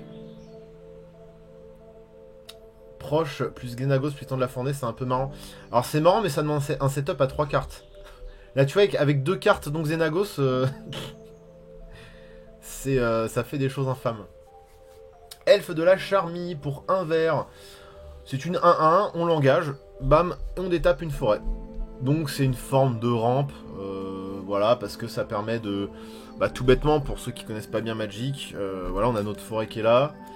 Oui, bord blanc, je sais, calmez-vous, moi j'aime bien les bords blancs. Je fais un mana, j'engage mon elfe, je détape, je refais un mana. J'ai 2 manas dans ma pool. C'est pour accéder très vite à des grosses créatures, c'est une forme de rampe. C'est pas de la rampe techniquement parlant, mais c'est une forme de rampe. Bah, évidemment Vorinclex, d'ailleurs il coûte encore trop cher là le nouveau Vorinclex, mais vous inquiétez pas qu'il y a un slot qui l'attend dans ce pack. Là c'est le Vorinclex Voice of Anger, la version iconique Master. C'est extrêmement fort Vorinclex, hein. Le nouveau aussi est très très fort, là celui qui vient de Kaldheim. Malheureusement il coûte trop cher donc je peux pas me le payer, mais dès qu'il sera plus dans le standard, il coûtera 2 centimes et je me le... Enfin pas 2 centimes, il passera... Là il doit coûter plus de 10... Il coûte combien Vorinclex? On va regarder. Il doit être dans les 15 balles. J'ai pas envie de mettre 15 balles dans cette carte. NKM. Et ce Vorinclex, je l'ai ouvert en fait. Donc si vous voulez, il n'a pas été gratuit évidemment, mais donc je joue celui-là. Mais l'autre arrivera, hein, vous inquiétez pas. Ça vaut 22 € un Vorinclex. Hein. Un Vorinclex Kaldheim là qui joue en standard. Dans Xenagos, c'est une horreur. Bon, pour l'instant, on va s'intéresser à ce Vorinclex. Salut Rosaeon.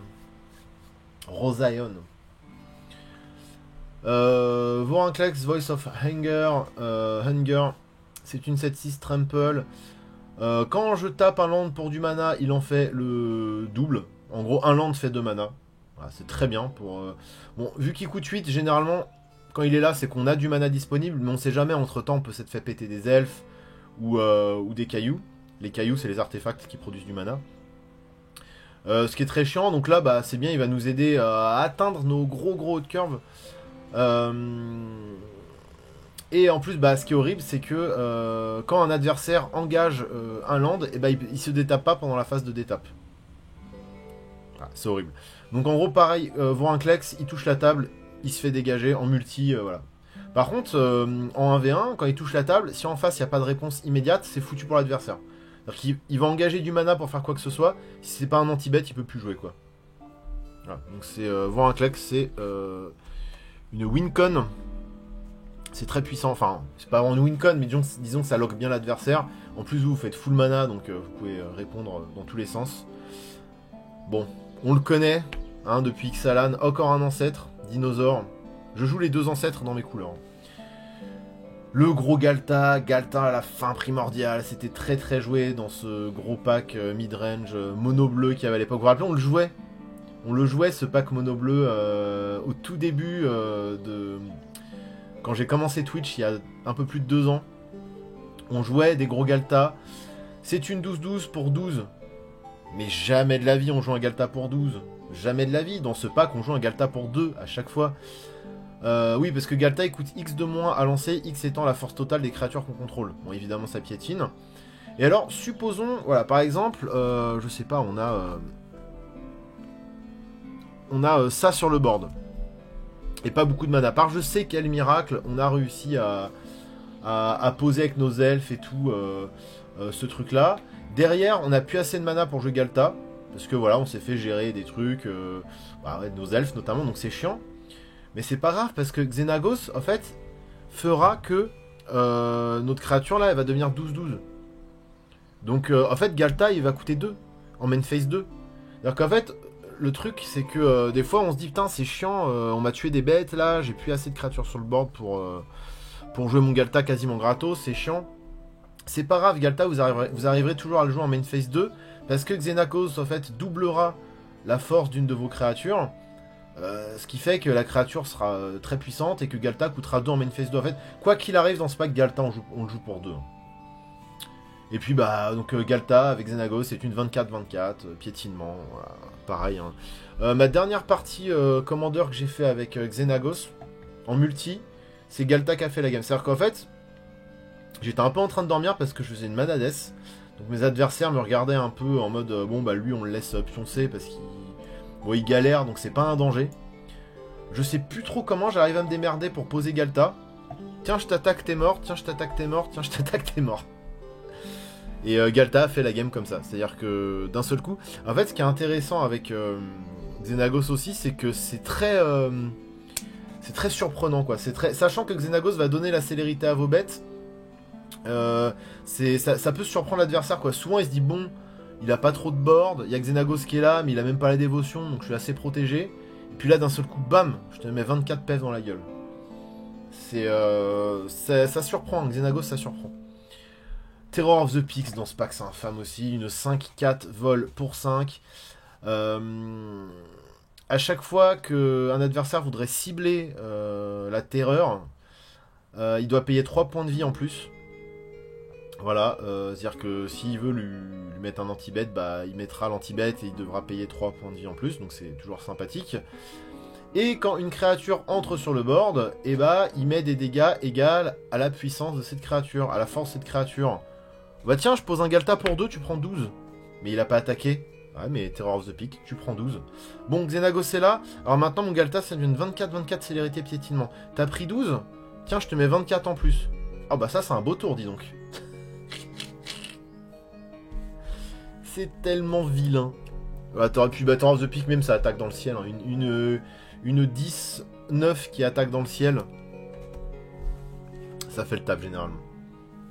Niveau décadence, on est sur de l'obscène extrême sur... Non, mais je vous dis, ce pack est infâme. Xenagos, c'est infâme. Il n'y a pas de... Encore un petit rampeur. Un petit rampeur sympa. Une 1-1 pour 2 qui a la célérité, donc c'est toujours sympa. Il ajoute un mana de la couleur de notre choix. On peut dépenser ce mana que pour jouer des sorts de créatures. Ça nous gêne pas. On aime bien. Encore de la rampe, hein, parce qu'il en faut, il faut être sûr de pouvoir les poser nos créatures. Hein, donc voilà, il faut avoir de quoi ramper vers nos créas. Pour 3, une 0-1, on ajoute 3 mana d'une seule couleur à notre réserve. Encore une fois, on peut dépenser ce mana que pour les sorts de créatures, c'est pas grave. Mais un truc qui coûte 3, qui nous fait ramper de 3, c'est quand même très très costaud. Le sage de Somberwald, je crois que c'était le nom anglais, Somberwald, je pensais qu'il y avait un nom français pour ça. Bref. Souvent ça se prend le petit choc, ça se prend la petite foudre, ça se prend le petit voilà, le petit fatal push, ça se prend tout. Ah non, fatal push, ça non, ça peut pas se prendre fatal push. Mais ça se prend tout. Bah, tout ce qui peut le cibler là, parce que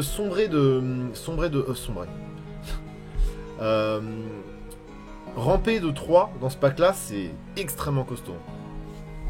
Ah, ça fait très peur. Ça j'aime bien. Ça je l'avais ouvert, rappelez-vous on l'avait ouvert dans l'ouverture de Booster Eldraine que j'avais fait sur la chaîne secondaire, la chaîne de Rediff. Bolt the Bird, le principe de base. Ah bah oui mais c'est ça. Ça rentre trop, non, ça dégage. Le Feasting Troll King, alors je l'ai mis parce que bah ça rentre très très bien dans les synergies qu'on veut avoir avec Xenagos. Je le trouve très rigolo. J'aime bien aussi le flavor de ce troll. Il coûte 6, c'est pas extrêmement cher. Il est très très coloré. Mais bon, on joue bicolore, donc généralement le vert on l'a. Hein. Ça m'est déjà arrivé d'être un peu en dèche de vert pour lui. Par contre, là on l'aime bien. C'est que bah, ça donne la dévotion quoi, très rapidement quoi. 4 verts, là nos dieux, nos Xenagos, Xenagos et Clotis, ils sont très contents. Elles sont très contentes, pardon. 7-6 Trample Vigilance, c'est un très très bon body pour ce qu'on cherche à faire. Quand il entre sur le champ de bataille, s'il a été casté depuis notre main, on crée 3 tokens food. Alors ça c'est cool les tokens food. Alors pas que pour gagner des points de vie. Alors les tokens food ils sont là. Pardon, ils sont là, paf. Je fais 3 jolis tokens food. C'est vrai qu'il y a de la nourriture maintenant dans Magic, depuis Eldraine. D'ailleurs il y a un commandant un peu food là qui est sorti qui m'a l'air très drôle. Bon bref, voilà, ils sont là. Token food, très joli token food, hein, j'aime beaucoup. Voilà. Il en crée 3. Un token food, ça dit qu'on paye 2, qu'on l'engage, qu'on le sacrifie, qu'on gagne 3 points de vie. Bon, ça m'est jamais arrivé de devoir gagner 3 points de vie pour résister, hein, mais bon bref, on sait jamais. En vrai, ils servent pas à ça les tokens food, ils servent à le ramener, parce que quand il est au cimetière, on peut sacrifier 3 tokens food, et on le ramène depuis le cimetière sur le champ de bataille. Donc c'est très cool, c'est-à-dire qu'il est récurrent quoi, c'est-à-dire que bon on le fera qu'une fois hein, parce qu'on n'a pas d'autre moyen de gérer, de créer de la nourriture dans ce deck, mais bah c'est cool quoi. Parce qu'en vrai notre adversaire va niquer un anti-bet là-dessus, et nous on va le ramener le tour d'après. Xenagos Elec gagne la célérité, ça devient une 14-13, bam. Voilà. Toujours compter en double, hein. Faut savoir multiplier par 2 dans ce deck, hein. Même par 4 souvent.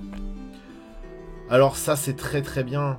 C'est très très bien parce que c'est ce qui va... Alors là on arrive au rituel et aux instants. Là vous avez vu toutes les créatures. Voilà, toutes les créatures. Il y en a beaucoup hein. C'est je dirais un bon 75% des cartes non land. Je pense à peu près. Ah peut-être... Alors, je sais pas, vous ferez le calcul. Les pros en maths là. Peste-feu c'est très bien parce qu'en fait ça va aller finir les adversaires. Si jamais on s'est fait... En fait ça c'est un top deck. En late game c'est un gros top deck. Surtout en 1v1. Donc il coûte 1 rouge plus X. X est égal au... X ça va être le nombre de blessures qu'on va mettre à n'importe quelle cible. Donc en plus c'est bien parce que même en début de game ça peut être anti-bet sur des elfes ou des choses comme ça. Ou des choses qu'on n'aime pas. Et si X est supérieur à 5, le sort ne peut pas être contrecarré. Et les blessures ne peuvent pas être prévenues. Donc si vraiment en late game on s'est pris Vras sur Vras, que le mec finalement a réussi à gérer nos bêtes et tout... Si jamais on n'a pas réussi à avoir la reach pour détruire notre adversaire, et bah Peste-Feu ce sera le top deck absolu, bam. Alors, en late game on a je sais pas 8-9 mana, bam je te mets 8, je te mets 9, je te mets 7, peu importe. Généralement ça fait le taf. Et puis bah c'est aussi un anti-bet hein, Peste-Feu. Bon ça se joue en rituel, mais bon encore heureux parce que sinon ce serait trop fort. As-tu testé le hack and slash Magic Legend? Pas du tout. Pas du tout. Je n'ai jamais été trop fan de la licence Magic exploitée en jeu vidéo, pour l'instant. À part Magic Arena, qui est tout simplement le jeu de cartes Magic voilà, sur PC ou sur ordi. Mais non. Sur PlayStation, j'avais un jeu Magic qui était tout pérave, mais j'avais beaucoup d'affection pour ce jeu. Même si on comprenait rien et que c'était un peu pérave. Je me rappelais plus le nom du jeu. C'était vu du dessus. Et je me rappelle plus trop si c'était le jeu de cartes ou si c'était de la stratégie. C'est un mélange des deux, je crois. Alors ça c'est très cool aussi. Chandra's Ignition.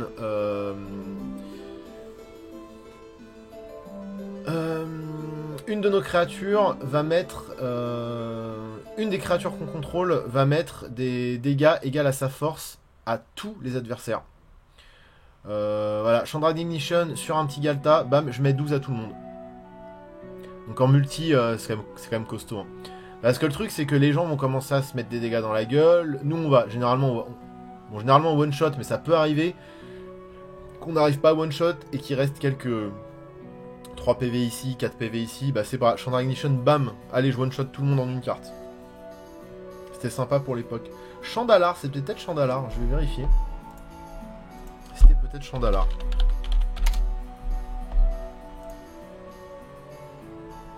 Non, c'était pas Chandalar, c'était autre chose. Il y avait des illustrations de cartes, il me semble, en bas au centre ou en haut au centre. En termes de graphisme, c'était à peu près ce bail-là, par contre, en termes de DA et de graphisme. Mais c'était pas ça. MTG, PS1, Game. Ah, je l'ai là. C'était Magic the Gathering Battle Mage Battle Mage. Voilà, c'était ça. Et je me rappelle plus trop comment ça se jouait. Ça, c'était bizarre parce qu'il y avait le système de cartes. Et en même temps, on voyait nos persos en mode stratégie. Donc il y avait un espèce de... Ah, je sais plus, mais on les voyait se placer sur le board et tout. C'était très bizarre. J'y avais rejoué, bon, il y a quelques années, mais c'était pas ouf. Voilà, sur Chandra's Ignition, va pour 5, voilà, mettre beaucoup. Et alors, généralement, on le joue en main phase 2. Parce que ce qui se passe, c'est que avec Xenagos, on va doubler la créature d'une bête. Donc, exemple parmi d'autres, on va faire de Galta une 24-24. Et en main phase 2, Chandra's Ignition, et ben on met 24 à tout le board, enfin à tout le monde. Ah oui, aux créatures aussi, je voulais que ça faisait un effet de Vrass. Oh, mais quelle horreur! Oh là là là là, c'est horrible. Pour 5, on détruit toutes les créatures et on met autant de dégâts à tous nos adversaires. Ouais, Chandra, faut pas l'énerver. Hein. Chandra, quand elle est vénère, elle rigole pas. Oui, oui, ça tape aussi dans nos créatures, oui. Bon, généralement, Chandra's Ignition, tu le joues, tu gagnes. C'est pas... donc au pire, bon, tu rases aussi ton board, mais bon. Et encore, avec un peu de chance... il suffit que t'aies Clotis, Xenagos et un gros machin, et en fait, genre, ça tue que les créatures adverses. Hein. Parce qu'on joue quand même des bêtes. Là, tu joues le colosse. Imagine, t'as le colosse ou les dieux sur ton board. Bah, ils sont indestructibles. Hein. Donc, en fait, ils résistent. Bon, c'est jamais arrivé. Hein. Généralement, ça tue aussi mes bêtes. Mais, alors, quand je vous disais qu'on pouvait faire plusieurs phases d'attaque avec ce pack, bah, feu de tout bois, hein, tout simplement. Pour 4, on dégage la créature ciblée, et après cette phase, il y a une phase de combat supplémentaire, suivie d'une phase principale supplémentaire, et en plus ça a le flashback. C'est-à-dire que 2 tours de suite, on va faire 2 phases d'attaque, et une créature suffit généralement. Parce que voilà, votre créature, bah, la force en fait sur la deuxième phase d'attaque sera quadruplée, parce que je vous rappelle que l'effet de Xenagos se déclenche en début de phase d'attaque. Donc sachant qu'on a 2 phases d'attaque, bah, en fait, arrivé à cette deuxième phase d'attaque, notre créature, bah, elle a quadruplé sa force. Donc c'est infâme. Et là, il n'y a même pas besoin d'avoir une 12-12 ou une 15-15. Hein. Juste par exemple, je sais pas. Voilà, un Elder. Elder Gargaros, ça devient une 24-24. Qui aura posé 2-3-3. Qui aura fait gagner 6 points de vie. Qui aura fait piocher 2 cartes. Ah, au choix. Hein, Quand je vous dis que ce deck est infâme, il est infâme. Hein, vraiment. C'est une infamie pure. Et en plus, le flashback, c'est-à-dire que pour 3, on peut la rejoindre de notre cimetière. Ah, donc le tour d'après, voilà, on peut refaire. Puis je suis désolé, en termes de visuel, cette carte, elle envoie quand même. Feu de tout bois. Rien, ce gros berserk qui donne tout là. On meurt, c'est pas grave. Allez, on refait une phase d'attaque, les gars. Go! Carte obligatoire quand on joue des créatures et qu'on joue vert. Héroïque intervention. Voilà, dès que je joue du vert et des créatures, je joue cette carte. Hein. C'est obligatoire, c'est trop fort. Tous les permanents qu'on contrôle gagnent l'exproof et l'indestructible. C'est pour nous sauver des Vrass, des anti-bêtes, tout et n'importe quoi en fait qui serait relou, je sais pas. Tiens, tu veux copier mon Xenagos, tu veux copier... Bah non. Tu veux copier une grosse créature? Bah non. Tu veux, je sais pas, enchanter une grosse créature? Bah non, en fait c'est... Bon. Héroïque intervention, c'est incroyable. Ça vous sauve les miches tout le temps. On a encore de la rampe avec Cultivate, un classique. Cultivate, on va chercher dans notre librairie jusqu'à 2 landes, jusqu'à 2 basic lands. On révèle ses cartes, on en met une dans la main, une sur le champ de bataille engagée. Ensuite, on mélange la bibliothèque classique. Elle aurait dû s'appeler Baroud d'honneur. Ouais. Alors, il y a autre chose qui fait office d'un Baroud d'honneur, tu verras. Qui est très puissant aussi. Cultivate, c'est un classique pour ramper, hein, voilà. Quand même très bien. Beast Withing, un des meilleurs anti-bêtes en vert qui se joue en instant pour 3. On cible n'importe quel permanent et à la place, on crée une 3-3 qui ne fera pas grand chose, hein, bien évidemment. Hop. Tiens, un gros éléphant qui fait rien, c'est juste une 3-3. Voilà. Donc c'est cool parce que bah tout ce qui va nous faire chier en face, un enchantement, un artefact, pourquoi pas un land? Parce que finalement le Beast Withing on peut le jouer très très vite, donc en face ça joue 3-4 couleurs. Alors pareil si on va être anti-jeu, hein, c'est toujours pareil, hein, ça dépend si on a vraiment la niaque et qu'on a envie de gagner. Tiens, il lui manque une couleur. Ah tiens, ça y est, il a pioché son land qui lui permet de jouer cette couleur. Allez, Beast Withing, bam. Et il lui manquera encore sa couleur. Bon bref, Beast Withing ça fait plein de trucs. Alors certes il crée une 3-3, mais franchement est-ce qu'une 3-3 qui fait rien ça nous fait peur? Vous avez vu les cartes qu'on joue, hein? Non, ça nous fait absolument pas peur. Une 3-3 qui fait rien ça nous fait absolument pas peur. Alors pareil, ça c'est un effet d'envahissement, hein. Overwhelming Stampede, je sais pas trop comment ça se prononce. Pour 5, en rituel, jusqu'à la fin du tour, toutes nos créatures vont gagner le piétinement. Et, je vous ai dit, il y a plein de moyens de donner le piétinement, hein, dans ce pack. Et plus X, X est égal à la force de la créature la plus forte. Bon, je sais pas, tiens, allez, je donne 12-12 à toutes mes créatures. Je donne 16-16, je donne 15-15, 10-10, peu importe. Le mec qui se prend la phase de sauce, ou les mecs qui se prennent la phase de sauce, ils survivent pas à ça. Personne ne survit à ça. Voilà. J'avais fait un deck Cassland sans Wincon, je ne gagnais qu'à l'abandon. Ça c'est marrant. Tu perds, oui, oui, tu gagnes la partie mais tu perds des amis, hein, je pense. Casser les landes, c'est... Ça m'est déjà arrivé hein, de faire des petites color death ou des petites mana death et de me prendre des Cassland. Rappelez-vous avec Alt. Ah non, est-ce que... Je crois pas qu'on a streamé cette game. Mais je me rappelle qu'on avait fait une mana death avec notre mono bleu. Ce qui est horrible hein, de faire du mana death en monocolore. Et on s'était pris le mec jouait énormément de Cassland. J'avais halluciné qu'en standard ça joue des Cassland. Ça m'avait énervé. Salut Neptune, ça va très bien et toi? Rage Kit direct. Ah ouais non c'est... Ça fout les boules. Alors, regardez ça comme c'est mignon. Kazul's Fury. On aime bien les Fury entre Chandra's Fury et ça. Ah non c'est Chandra's Ignition.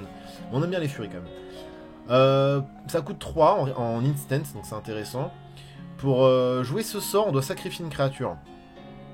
Ok, bon, on a des grosses bêtes. C'est quand même cher quand même de sacrifier des bêtes ici. Bah non, parce qu'en fait, ça fait un kill. Tiens, je sacrifie ma... Alors, je dis 12-12 parce que je pense toujours à Galta. Mais je sacrifie ma Givre ou peu importe. Et on met 15 où on veut. Voilà. Donc, c'est ça le Baroud d'honneur pour moi, en fait. Le Baroud d'honneur, c'est ça. C'est-à-dire que... Bah, il reste quelques points à mettre. Tiens, je viens d'achever un adversaire avec mes grosses créatures. Bah je vais en sacrifier une et tuer le mec d'à côté quoi. Voilà. Et puis bon ça peut toujours servir. Vous voyez c'est ces nouvelles cartes là avec les deux faces. De l'autre côté on peut faire du mana rouge.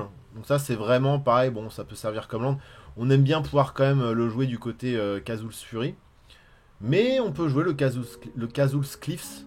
Voilà, si jamais on est à la dèche de mana rouge, ce qui peut arriver hein. Ça peut arriver de faire des color death avec ce pack ou même des mana death. Et bah dans ce cas on la jouera côté land et puis bah ça fera le taf. Trou dans la coque, une vieille carte qui nous vient de Plane Shift. Ça c'est très très bien. Surtout en Commander, on a beaucoup de cibles pour ça. Alors ça se joue en rituel, mais ça coûte que 2. Et on peut détruire un artefact ou un enchantement ou les deux. Donc c'est quand même très cool. Hein. Le DH c'est quand même un format où on aura beaucoup de cibles pour ça. Donc je le mets parce qu'on aura toujours des cibles intéressantes. Et même pour 2, bah, si on détruit qu'un artefact ou un enchantement... Voilà, un truc fort quoi, on est content. Hein. J'ai oublié le nom de cette carte, mais j'ai un pote qui joue Korvold. Et il y a cette carte horrible, dont j'ai plus le nom. D'ailleurs, il y a 2 cartes comme ça qui font cet effet. C'est un enchantement qui dit qu'à chaque fois qu'on a une créature qui meurt de notre côté, en face, l'adversaire est obligé de sacrifier une créature. Alors dans Korvold, où tu joues plein de petites bêtes inutiles, où tu sacrifies tout pour faire grimper ton Corvold et piocher, et que toi, bah, tu joues que quelques bêtes mais qui sont très fortes, c'est horrible. Donc ça se prend un sage du reboisement, qu'on va chercher avec le Woodland, ça se prend un trou dans la coque. Voilà. Ça sert à gérer ce genre de saloperie.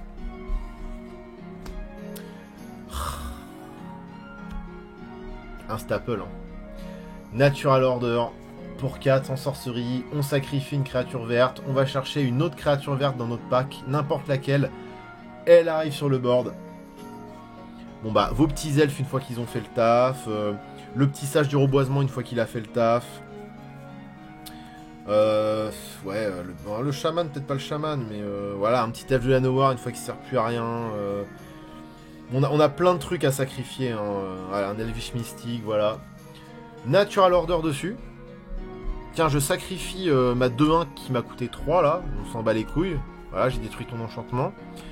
Je le sacrifie, bam, je joue mon Natural Order. Et puis on va chercher quoi? Dites-moi ce qu'on va chercher. Par hasard, bon déjà on va chercher ce dont on a besoin selon la situation. Mais si on a un gros lourdeau, on va chercher Galta, on va chercher Vorinclex. On va chercher n'importe quoi, tout ce dont on a besoin quoi. Ça c'est très bien à aller chercher. Ah non, c'est pas vert, on peut pas, mince. On peut pas, mais c'est pas grave. Ça c'est vert. Ça c'est vert ça. Tiens, je sacrifie une 1-1 pour aller chercher une 15-15. Pour 4. On est content. Hein. Encore une fois, on suppose que Xenagos est là. Ça devient 30-30, célérité et piétinement. Et au pire, c'est géré, on crée 3-5-5.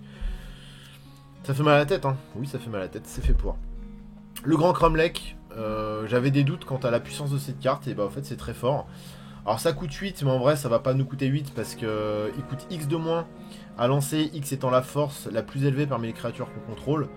Moi, généralement, je le caste à 4, 5. Il me coûte 4, 5. Voilà, bon. Après, derrière, c'est sympa parce qu'il arrive d'étape et il fait 2 mana.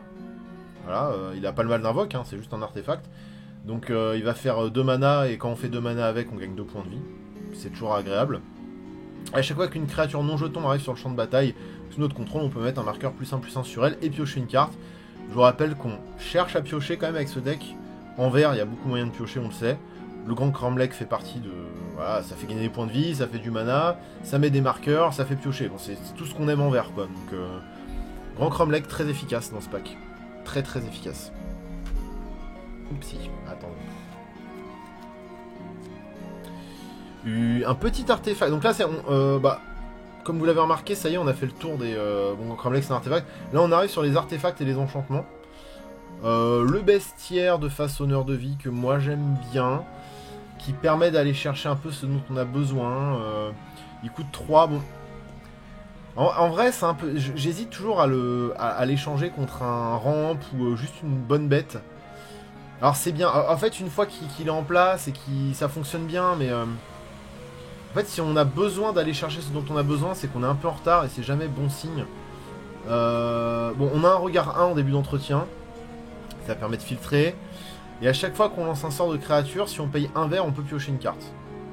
Enfin, si on paye un vert, on pioche une carte. Donc oui, c'est intéressant de piocher comme je l'ai dit. Après, j'avoue que in-game, alors ça va dépendre contre qui vous jouez, mais j'avoue que ça m'a jamais trop pédé. Quand je... Ouais. Je sais pas. En fait, généralement, quand je joue ça tour 3... Déjà, c'est que c'est pas un truc qui rampe, c'est pas une bonne... Enfin, vous voyez, c'est jamais... Quand je le joue, c'est pas moi qui suis devant dans la partie, généralement. Par contre, si jamais, derrière, on pioche des bons trucs, bah, on est content, parce que lui, il est là, il va rester. On va piocher une carte par tour, parce qu'en vrai, généralement, bah, on va jouer une créature par tour, et on va piocher, quoi, mais... Bon, après, je sais que ça reste fort, quand même, dans ce pack. C'est juste que, de mon expérience, malheureusement, ça a jamais trop fonctionné. Mais je sais que c'est fort. Monument de Ronas, par contre, ça fonctionne un peu mieux. Tous les sorts de créatures coûtent 1 de moins. Créatures vertes, bien évidemment, coûtent 1 de moins à lancer. Ça tombe bien. Pareil, c'est une forme de rampe. Hein. Et à chaque fois qu'on lance un sort créature, une créature ciblée gagne +2/+2 et le piétinement. Alors, c'est pile poil dans ce qu'on cherche à faire. Hein. On va jouer une créature, elle va gagner +2/+2. Derrière, Xenagos va doubler la force de la créature. Bon, vous voyez, encore une fois, ça rentre pile poil dans ce qu'on veut faire. Ça, c'est un très bon piocheur, par contre. Colossal Majesty. Ça coûte 3. C'est un enchantement, donc ça va rester là. Et au début de l'entretien, si on a une créature qui a 4 de plus ou de force, c'est-à-dire l'intégralité du deck, et ben on pioche. Donc une fois que c'est là, hein, généralement on pioche une créature. On pioche une créature. On pioche 2 cartes par tour. Voilà, on pioche 2 cartes à l'entretien. Ça marche bien. Ça marche bien. Enfin, on pioche une carte à la face de draw et on pioche une autre carte à l'entretien. Quand je vous dis que j'avais de la chance sur les ouvertures, ça je l'ai ouvert dans un booster. Voilà, une Blood Moon. Alors un peu comme le Magus of the Moon, sauf qu'on peut pas aller la chercher. Tous les noms basiques deviennent des montagnes, c'est infâme. Nous on joue beaucoup de basiques donc on s'en fout. Sur nous ça n'a aucun effet. Alors si, c'est déjà arrivé que ça a un effet sur moi. J'avais mal calculé mon coup et en fait j'avais quasiment que des non basic land sur le board. Et j'ai loqué la game de mon côté et de celle de mon adversaire. C'était horrible, on n'a rien fait pendant 10 tours, bref c'était un cauchemar, mais c'était rigolo. Voilà, ça coûte 3, ça fait chier, c'est de l'anti-jeu, on s'en fout, on veut gagner. Puis bon, celle-là est quand même magnifique. Hein. Cette Blood Moon, elle a de la gueule, et je l'ai ouverte. Voilà, donc on la joue. Peut-être une des plus belles cartes en vert à Magic, un des plus beaux enchantements. Bibliothèque Sylvestre, pour 2, c'est un enchantement.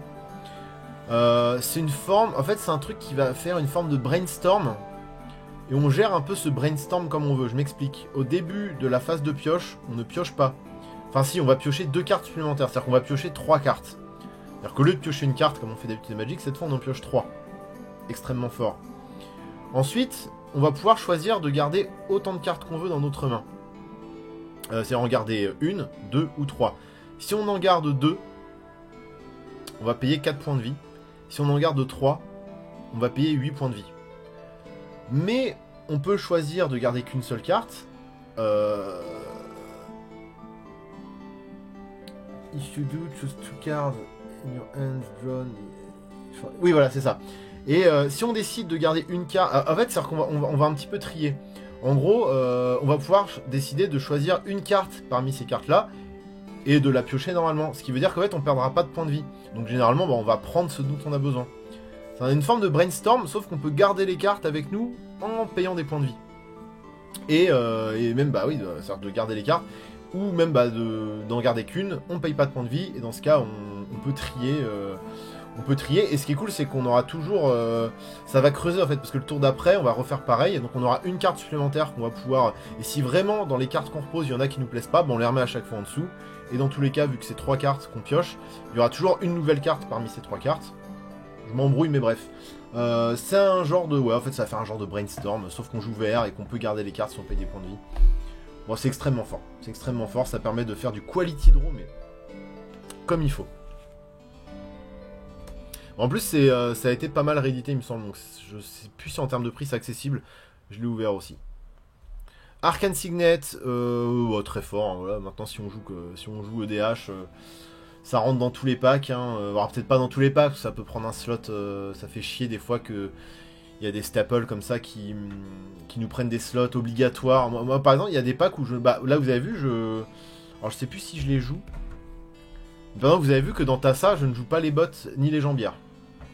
Alors que tout le monde dit, mais attends, mais c'est obligatoire pour protéger tes bêtes et tout. Oui, bah tant pis. Je préfère jouer des cartes qui synergisent avec mon pack plutôt que de jouer des cartes obligatoires et de faire un pack à 90 cartes, quoi. Parce qu'en gros, c'est ça. Moi, je joue 100 cartes et 100 cartes qui synergisent. Et tant pis, oui, je sais que c'est très fort, qu'on est très content de jouer ça, mais. Alors là, je crois que je les joue quand même. Au moins les jambières. Bon, on verra, je sais plus. Mais. Dans certains packs, je les joue quand même. Bon, bah, c'est juste un artefact pour 2 qui fait du mana de la couleur de notre choix. Enfin, de la couleur de l'identité de notre commandant, donc intrinsèquement de notre choix. Pour 2, c'est très fort, c'est de la rampe, on aime bien. Rythme de la forêt, ça aussi c'est cool. Déjà, les sortes de créatures qu'on joue ne peuvent pas être contrecarrées, ça fait toujours plaisir. Et les créatures non jetons que l'on contrôle, on les meute. Les meutes, ça veut dire que soit elles arrivent avec la célérité, soit elles arrivent avec un marqueur +1/+1 sur elles. En plus, ce qui est bien, c'est quand supposons que Xenagos s'est fait gérer, on n'a pas réussi à la caster, bah c'est intéressant parce qu'en fait on va pouvoir surprendre notre adversaire, quoi. C'est-à-dire que la moindre créature qu'on joue peut être létale, quoi. Donc vu qu'on joue que des grosses bêtes, bah après en EDH multi peut-être un peu moins, mais encore de la pioche avec le Garruk's Uprising. Pour 2, c'est un enchantement. Quand il arrive sur le champ de bataille, si on contrôle une créature qui a 4 de plus ou force, on pioche une carte. Les créatures qu'on contrôle, on tremble. En gros, c'est un colossal magicien en mieux, parce que quand il arrive, déjà on peut piocher. Ça va donner le trample à nos bêtes. Et en plus de ça, ça fait le même effet parce que quand on a une créature qui a 4 de force ou plus qui arrive sur le champ de bataille, on pioche. Ah bon, ça fonctionne pas comme une Colossal Majesty, hein. Parce que la Colossal Majesty, bah, ce sera au début de chaque tour. Après, des tours où on pose pas des créatures avec ce pack, c'est rare, mais bon, ça se vaut. Entre ça et Colossal Majesty, je savais pas trop quoi jouer, bah j'ai mis les deux. Hein. Voilà. Un petit cachet grûle. Voilà, pour 2. C'est un artefact qui dit on paye 1, on l'engage, ça fait un mana rouge, un mana vert. À notre pool, bah, ça permet de se fixer si jamais on a des petits soucis, puis bah, ça rampe un petit peu aussi. Donc on prend. Anneau solaire, bien évidemment. Et j'ai besoin d'expliquer. Alors ça, à ne pas jouer en 1v1, évidemment. J'ai appris que c'était ban pendant le dernier stream Magic, justement, en 1v1. Mais c'est très fort. Ramper de 2 tours 1, c'est extrêmement fort. Un des meilleurs anti-bêtes aussi en vert, avec Beast Within. Songs of the Dryads, ça c'est incroyable parce que pareil, si on enchante le commandant adverse, c'est un enfer pour lui. Parce que du coup, on le cible. Sa créature ou son permanent, donc ça gère tout en plus, c'est génial, devient une forêt. Donc c'est l'envers, genre, littéralement on transforme sa créature en une vieille branche. Et lui derrière il est obligé soit de cibler l'enchantement et de le détruire, soit de cibler sa bête et de la détruire lui-même. Parce que généralement, quand on se fait détruire ou exiler ou remonter dans la main notre commandant, on peut choisir de le remettre dans la zone de commande pour le rejouer derrière. Certes, il coûtera 2 de plus, mais on peut choisir de faire ça. Alors que quand il est enchanté, on peut rien faire. Notre commandant, il reste sur le board, et c'est un cauchemar. C'est un cauchemar. À la place de ton commandant, de te retrouver avec une forêt, ça fout les boules quand même. Ça fout encore plus les boules si tu joues pas vert. Ce genre de carte RPG. Ouais, elle est assez flavor cette carte. Et voilà, bah c'est horrible. C'est horrible, donc ça, on le joue. Et en plus de ça, bah, si notre adversaire veut s'en sortir, il va être obligé de claquer un anti-bet sur son propre commandant. C'est horrible. C'est horrible. On arrive au Planeswalker. Là, on a fait le tour des enchantements et des Arthos. Oui. En sachant qu'en plus, il devient un terrain, donc c'est dur à détruire, sacrifier pour pouvoir le relancer. Ah oui, non, mais c'est un cauchemar. En fait, le seul moyen qu'il a, c'est éventuellement de péter s'il a un pet enchantement, quoi. Mais va chercher ton pet enchantement, quoi. Parce que c'est pas dit que t'aies les tutos qu'il faut, c'est pas dit que t'aies... Enfin, c'est horrible. Ça, c'est horrible. Je n'ai pas d'autres mots. Une Vivienne, bien évidemment, dans sa version alternative art de Ikoria. Je la trouve très jolie.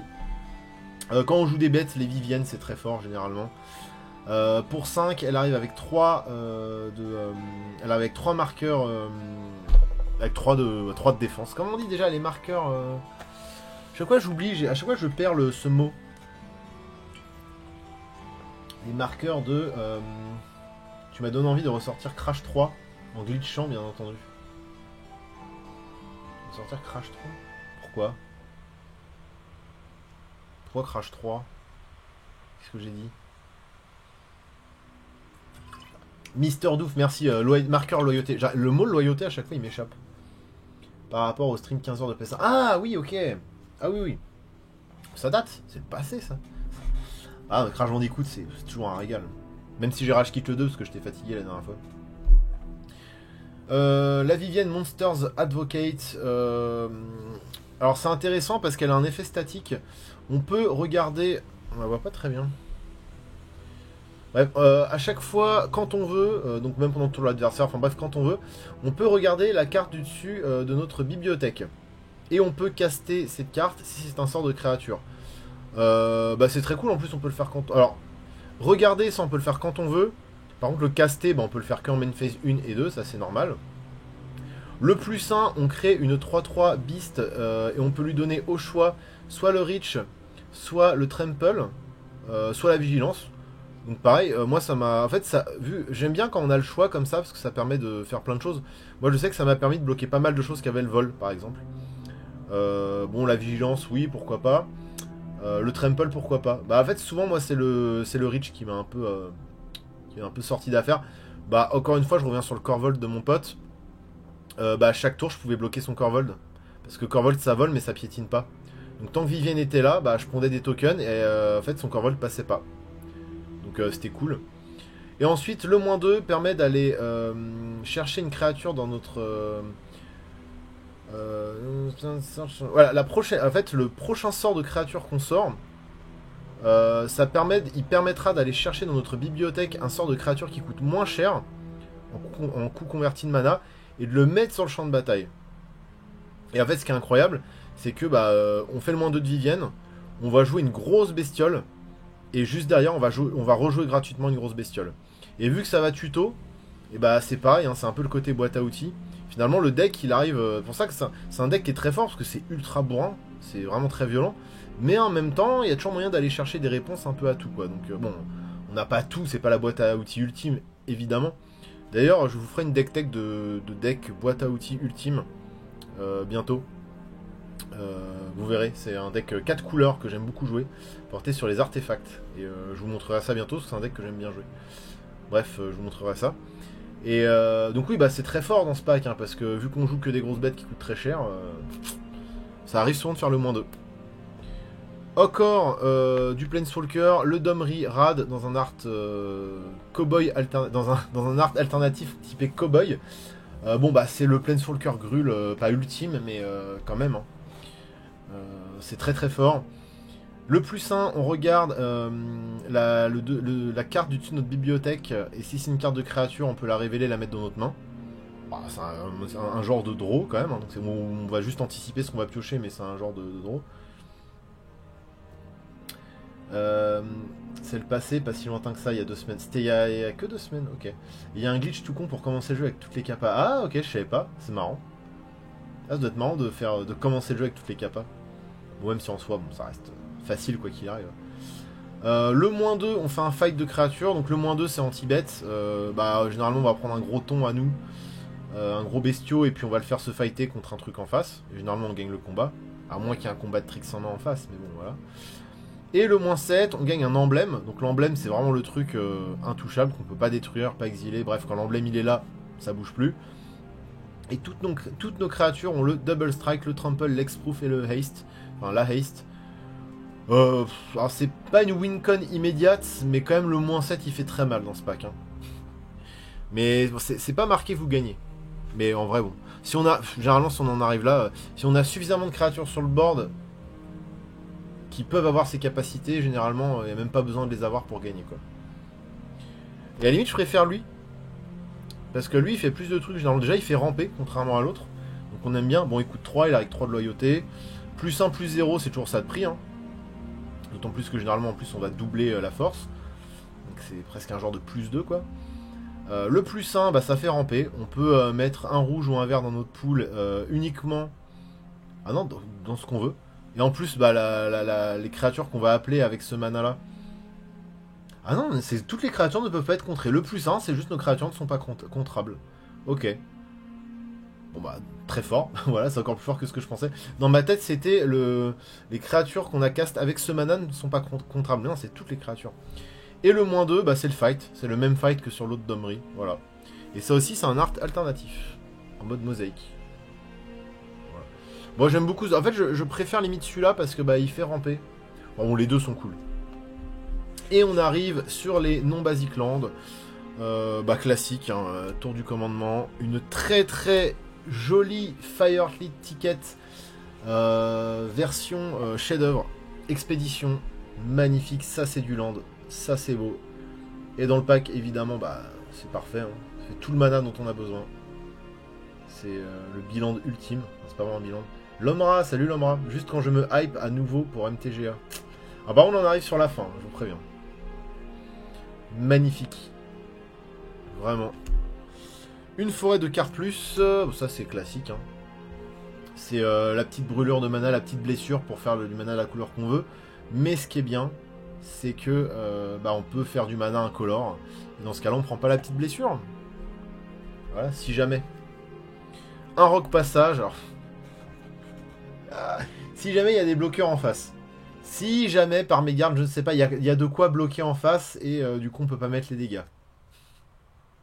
Le rock passage. De toute façon, je joue des rock passages dans tous mes packs. Hein. Je crois que le seul pack où je joue pas de rock passage, ça doit être mon Tassa. Parce que Tassa, on s'en fout un peu. Mais dès que ça joue des grosses bestioles, vas-y, un rock passage. Hein. Pour 4, j'engage. Hop, cette créature ne peut pas être bloquée ce tour-ci. évidemment.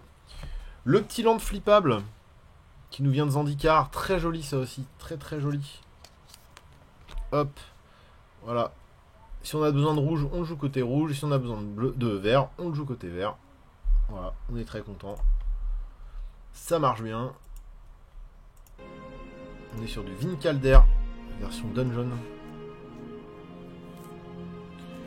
Paf, un mont enraciné, un classique, le bilan qui arrive engagé, à moins qu'on contrôle une forêt ou une montagne.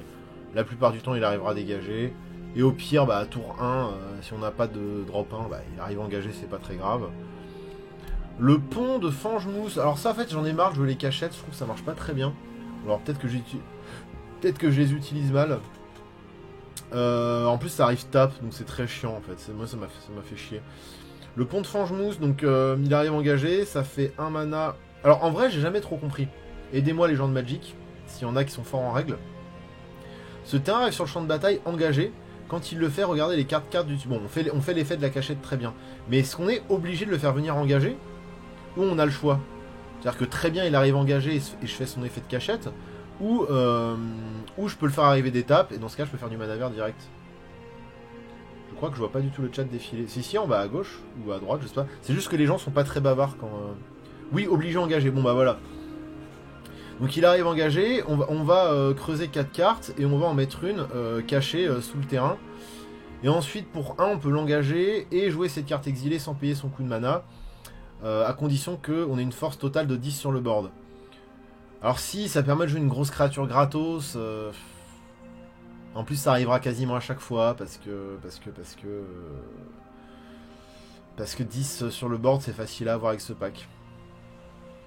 Je sais pas. En fait, c'est pareil, c'est le genre de truc, c'est peut-être jamais sorti au bon moment. En fait, ça me fait chier que ça arrive tap. Je crois que c'est le genre de carte qui est probablement forte. En plus, une rare et elle est dans beaucoup de packs préconstruits, donc c'est que ça doit faire le taf. Mais c'est le genre de carte que moi, à chaque fois que je la joue, et ben ça marche pas. Genre par exemple. Je suis un peu en mana death, où je galère à poser mes bêtes, j'ai un peu de retard sur mes landes, bam, je pioche le pont de Fangemousse, donc ça arrive tap, ça m'a ralenti encore plus, c'est chiant. Quand j'arrive à faire son effet de cachette, comme par hasard, j'arrive pas à avoir les bonnes créatures sur le board pour jouer son effet de cachette, donc c'est chiant. Enfin... Oui, c'est utile pour cheater une grosse créa. Oui, non, mais bien sûr, ça sert juste à ça, mais... Tassa? On parle pas de Tassa, on parle de Xenagos. Non mais en fait, il y a des cartes, je sais que c'est fort, mais dans certains setups c'est de la merde, et c'est ce genre de carte où moi, à chaque fois que je l'ai eu dans les mains, ça marchait pas quoi, ça faisait pas le taf. Bref, les petits bilans de recyclables de Amonkhet, Sheltered Ticket, on est encore sur les tickets. Bon bah ça arrive engagé, en mode grue, bon, ça fait les couleurs grûle très bien, et puis pour 2 on peut le recycler, donc ça fait piocher, donc on aime bien.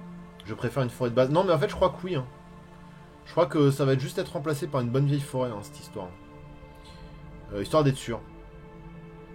Bon bah ça c'est sympathique, hein. Puis bah c'est bien, ça arrive en late game, ça pioche, ça arrive en début de game, bon ça arrive tap, c'est pas très grave. Voilà. Ça c'est très intéressant quand on joue des grosses bestioles aussi. Bon bah ça permet de rajouter... On fait ça avant l'effet de Xenagos, du coup notre créature devient très très forte. Donc ça fait du mana incolore, bon c'est pas très grave parce que quand on joue 2 couleurs... Généralement on arrive facilement à se fixer, donc c'est pas un souci. Par contre derrière on peut payer 2 plus X et la créature ciblée gagne plus X plus 0 et le trample. Ça peut mettre les petits PF qui restent, sachant que derrière avec Xenagos on double. Bah ce petit plus X il devient quand même très intéressant. Le bilan de Ravnica à Grul bien évidemment, le Stomping Ground. Voilà, on paye 2, c'est le Painland qui arrive taper sauf si on paye 2 points de vie. Voilà, classique, ça marche bien. Et je trouve ce bilan très très très joli, le Mossfire Valley, ça c'est très très beau. Je trouve ça très beau. Voilà, on paye 1, on fait 2 mana dont un rouge et un vert. Très joli. Old Frame, Odyssey. C'est beau comme tout. Là, comme ça colle bien à la musique en plus. Voilà, j'aime beaucoup ce petit land. Voilà pour ce qui est des lands spéciaux. On va acheter quand même un petit œil aux jolis tokens. Et bon, il n'y a pas de token troll dans ce pack. Les foods on les a vus, les tokens beast on les a vus. Bon, je vous ai déjà tout montré, hein. Le dinosaure. Voilà, on a des super bilans, justement des basic lands très jolis. Pas de Grul Turf. C'est quoi Grul Turf, Madbou? Grul Turf. Je sais que les packs sont pas optis. Hein. Savoir que nous on joue vraiment en mode copain-copain. Ah oui. Il arrive engagé, mais il arrive d'étape que si on présente une forêt de notre main. Ah non, faut remonter. Non, pardon, faut remonter un land dans notre main. Oui, c'est vrai, c'est pas mal. Pourquoi pas? Pourquoi pas? Après, ce qui me saoule avec ces lands là, c'est qu'ils arrivent tape quoi. Qu'est-ce que c'est chiant. Le Shockland. Alors moi, ce que j'appelle les Painland, c'est pas les Shockland? Ce qui te fait prendre 2, non? Alors non, en plus, c'est même pas celui que je pensais. Ah ok. Mais moi je suis pas hyper fan des lands qui arrivent tap de base, hein, ça me fait chier. Mais ça peut tellement ralentir une game, surtout encore en multi, c'est pas très grave. Painland égale tap et tu payes un PEV. Ah ok. Ah donc je confonds les Shockland et les Painland, pardon. Bah c'est horrible les Painland. Sachant que t'as des bilans de base qui arrivent untap. Qui arrivent tap, pardon. Parce que les bilans qui arrivent untap, j'ai pas les moyens. Non, alors attends, les Painland, apparemment justement, c'est les trucs où tu prends une blessure pour faire du mana coloré. Voilà, ce serait ça un Painland. Effectivement, ça collerait.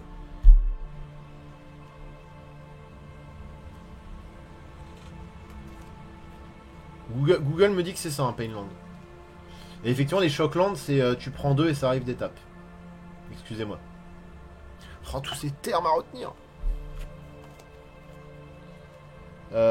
Carpulsan Forest en grue, Carpulsan.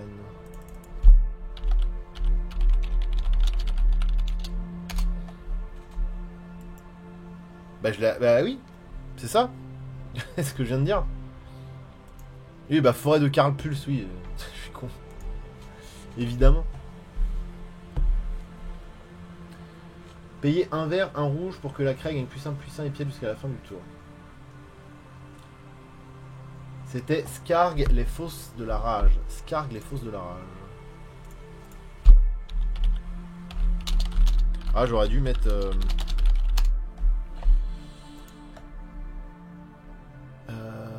Ah oui, c'est pas dégueu. C'est pas dégueu. Mana incolore où tu payes 2, tu l'engages, plus 1 et trample. Ouais, c'est pas dégueu en vrai. Alors après, moi, faut savoir que je sais pas... Alors, on aime bien tous se plaindre à Magic. Mais moi, je suis un peu le joueur maudit qui va réussir à faire une color death même quand il joue monocolore. Vous voyez ce que je veux dire? Je vais jouer Tassa, je vais jouer 5 landes utilitaires qui font pas de mana bleu, je vais les piocher à chaque fois. Ça me fait toujours... En vrai, ça me fait pas... Putain, l'Omra, il est magnifique ton badge, hein. Je suis très fier de moi. Magnifique badge. Et en fait, je me dis, bon, jouer trop de landes utilitaires qui font pas de mana coloré, je me dis, on sait jamais. Mais oui, ça rentre tout à fait. Et bah attendez, je vais vous montrer les petits basic land, hein, parce que moi j'aime bien mettre des jolis basic land aussi. Évidemment. Voilà, le petit Godzilla dans sa forêt. Ça c'est beau aussi. Hein. Les lands full art à Monquette. Hop. Unhinged aussi, on aime bien. Les Unsets.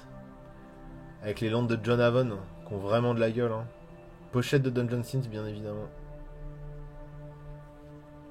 Il y a aussi la vallée forestière qui peut être intéressant, car c'est un terrain que tu peux sacrifier pour aller chercher une forêt et une montagne. Terrain de base compris. Ok. Vallée forestière, je vais voir exactement comment elle se joue.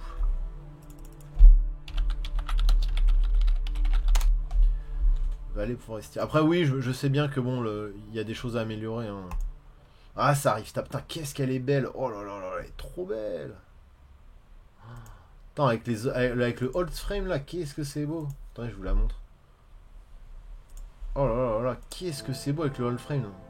En plus, Mirage, quoi, un de mes sets préférés en termes d'ambiance.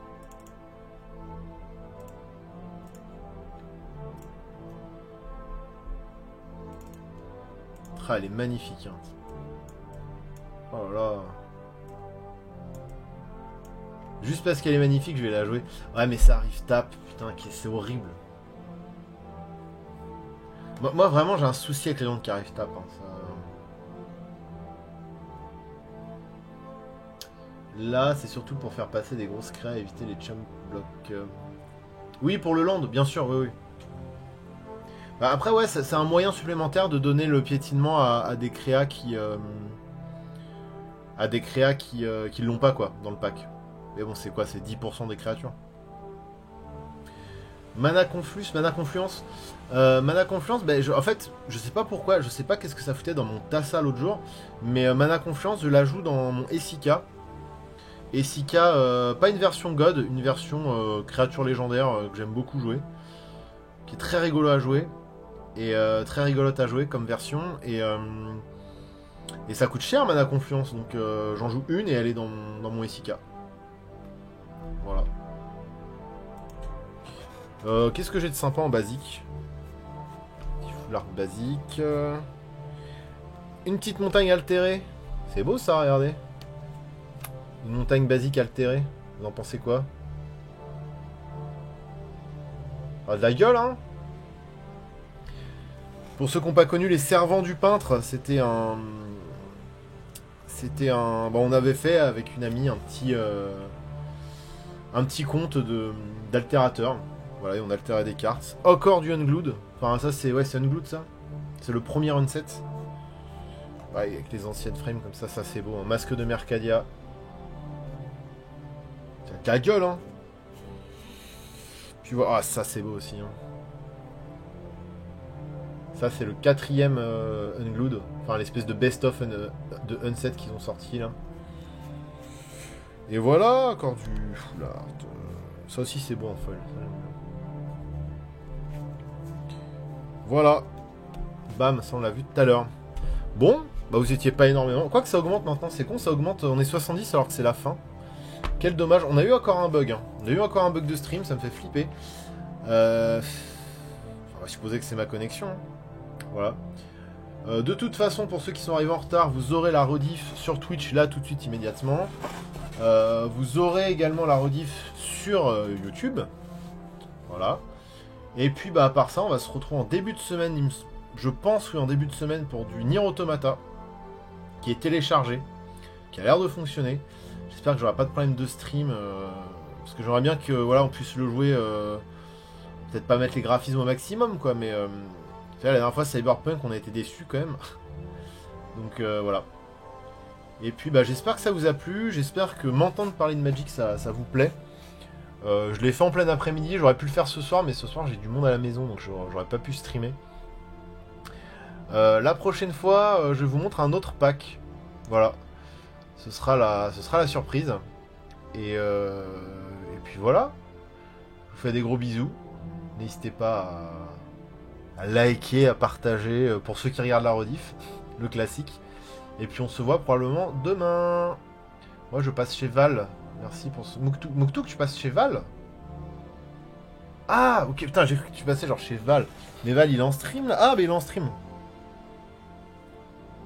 Ah, il y a Sikou Simouche aussi, tiens. Ah, il y a Sikou Simouche qui est en live. On va lui faire un coucou. Putain, ça y est, il s'est mis à streamer. Bah, vous faites un bisou à Val pour ceux qui vont chez Val, mais on va arrêter Sikou Simouche. Priapisme, JDG, tout ça, vous connaissez. Hop, je pense que c'est bon. Allez tous faire un bisou à Sikou Simouche. Donc, ingé son, joueur du grenier et compositeur, leader de Priapisme, groupe de métal barré, de glitch metal. Enfin, je dis leader, compositeur, je pense pas que ce soit le leader, mais magnifique groupe, Priapisme. Nico l'ingé son, Usul, oui c'est ça, bah c'est c'est l'électricien. C'est bien évidemment l'électricien. Bon allez lui faire des bisous, ciao ciao tout le monde.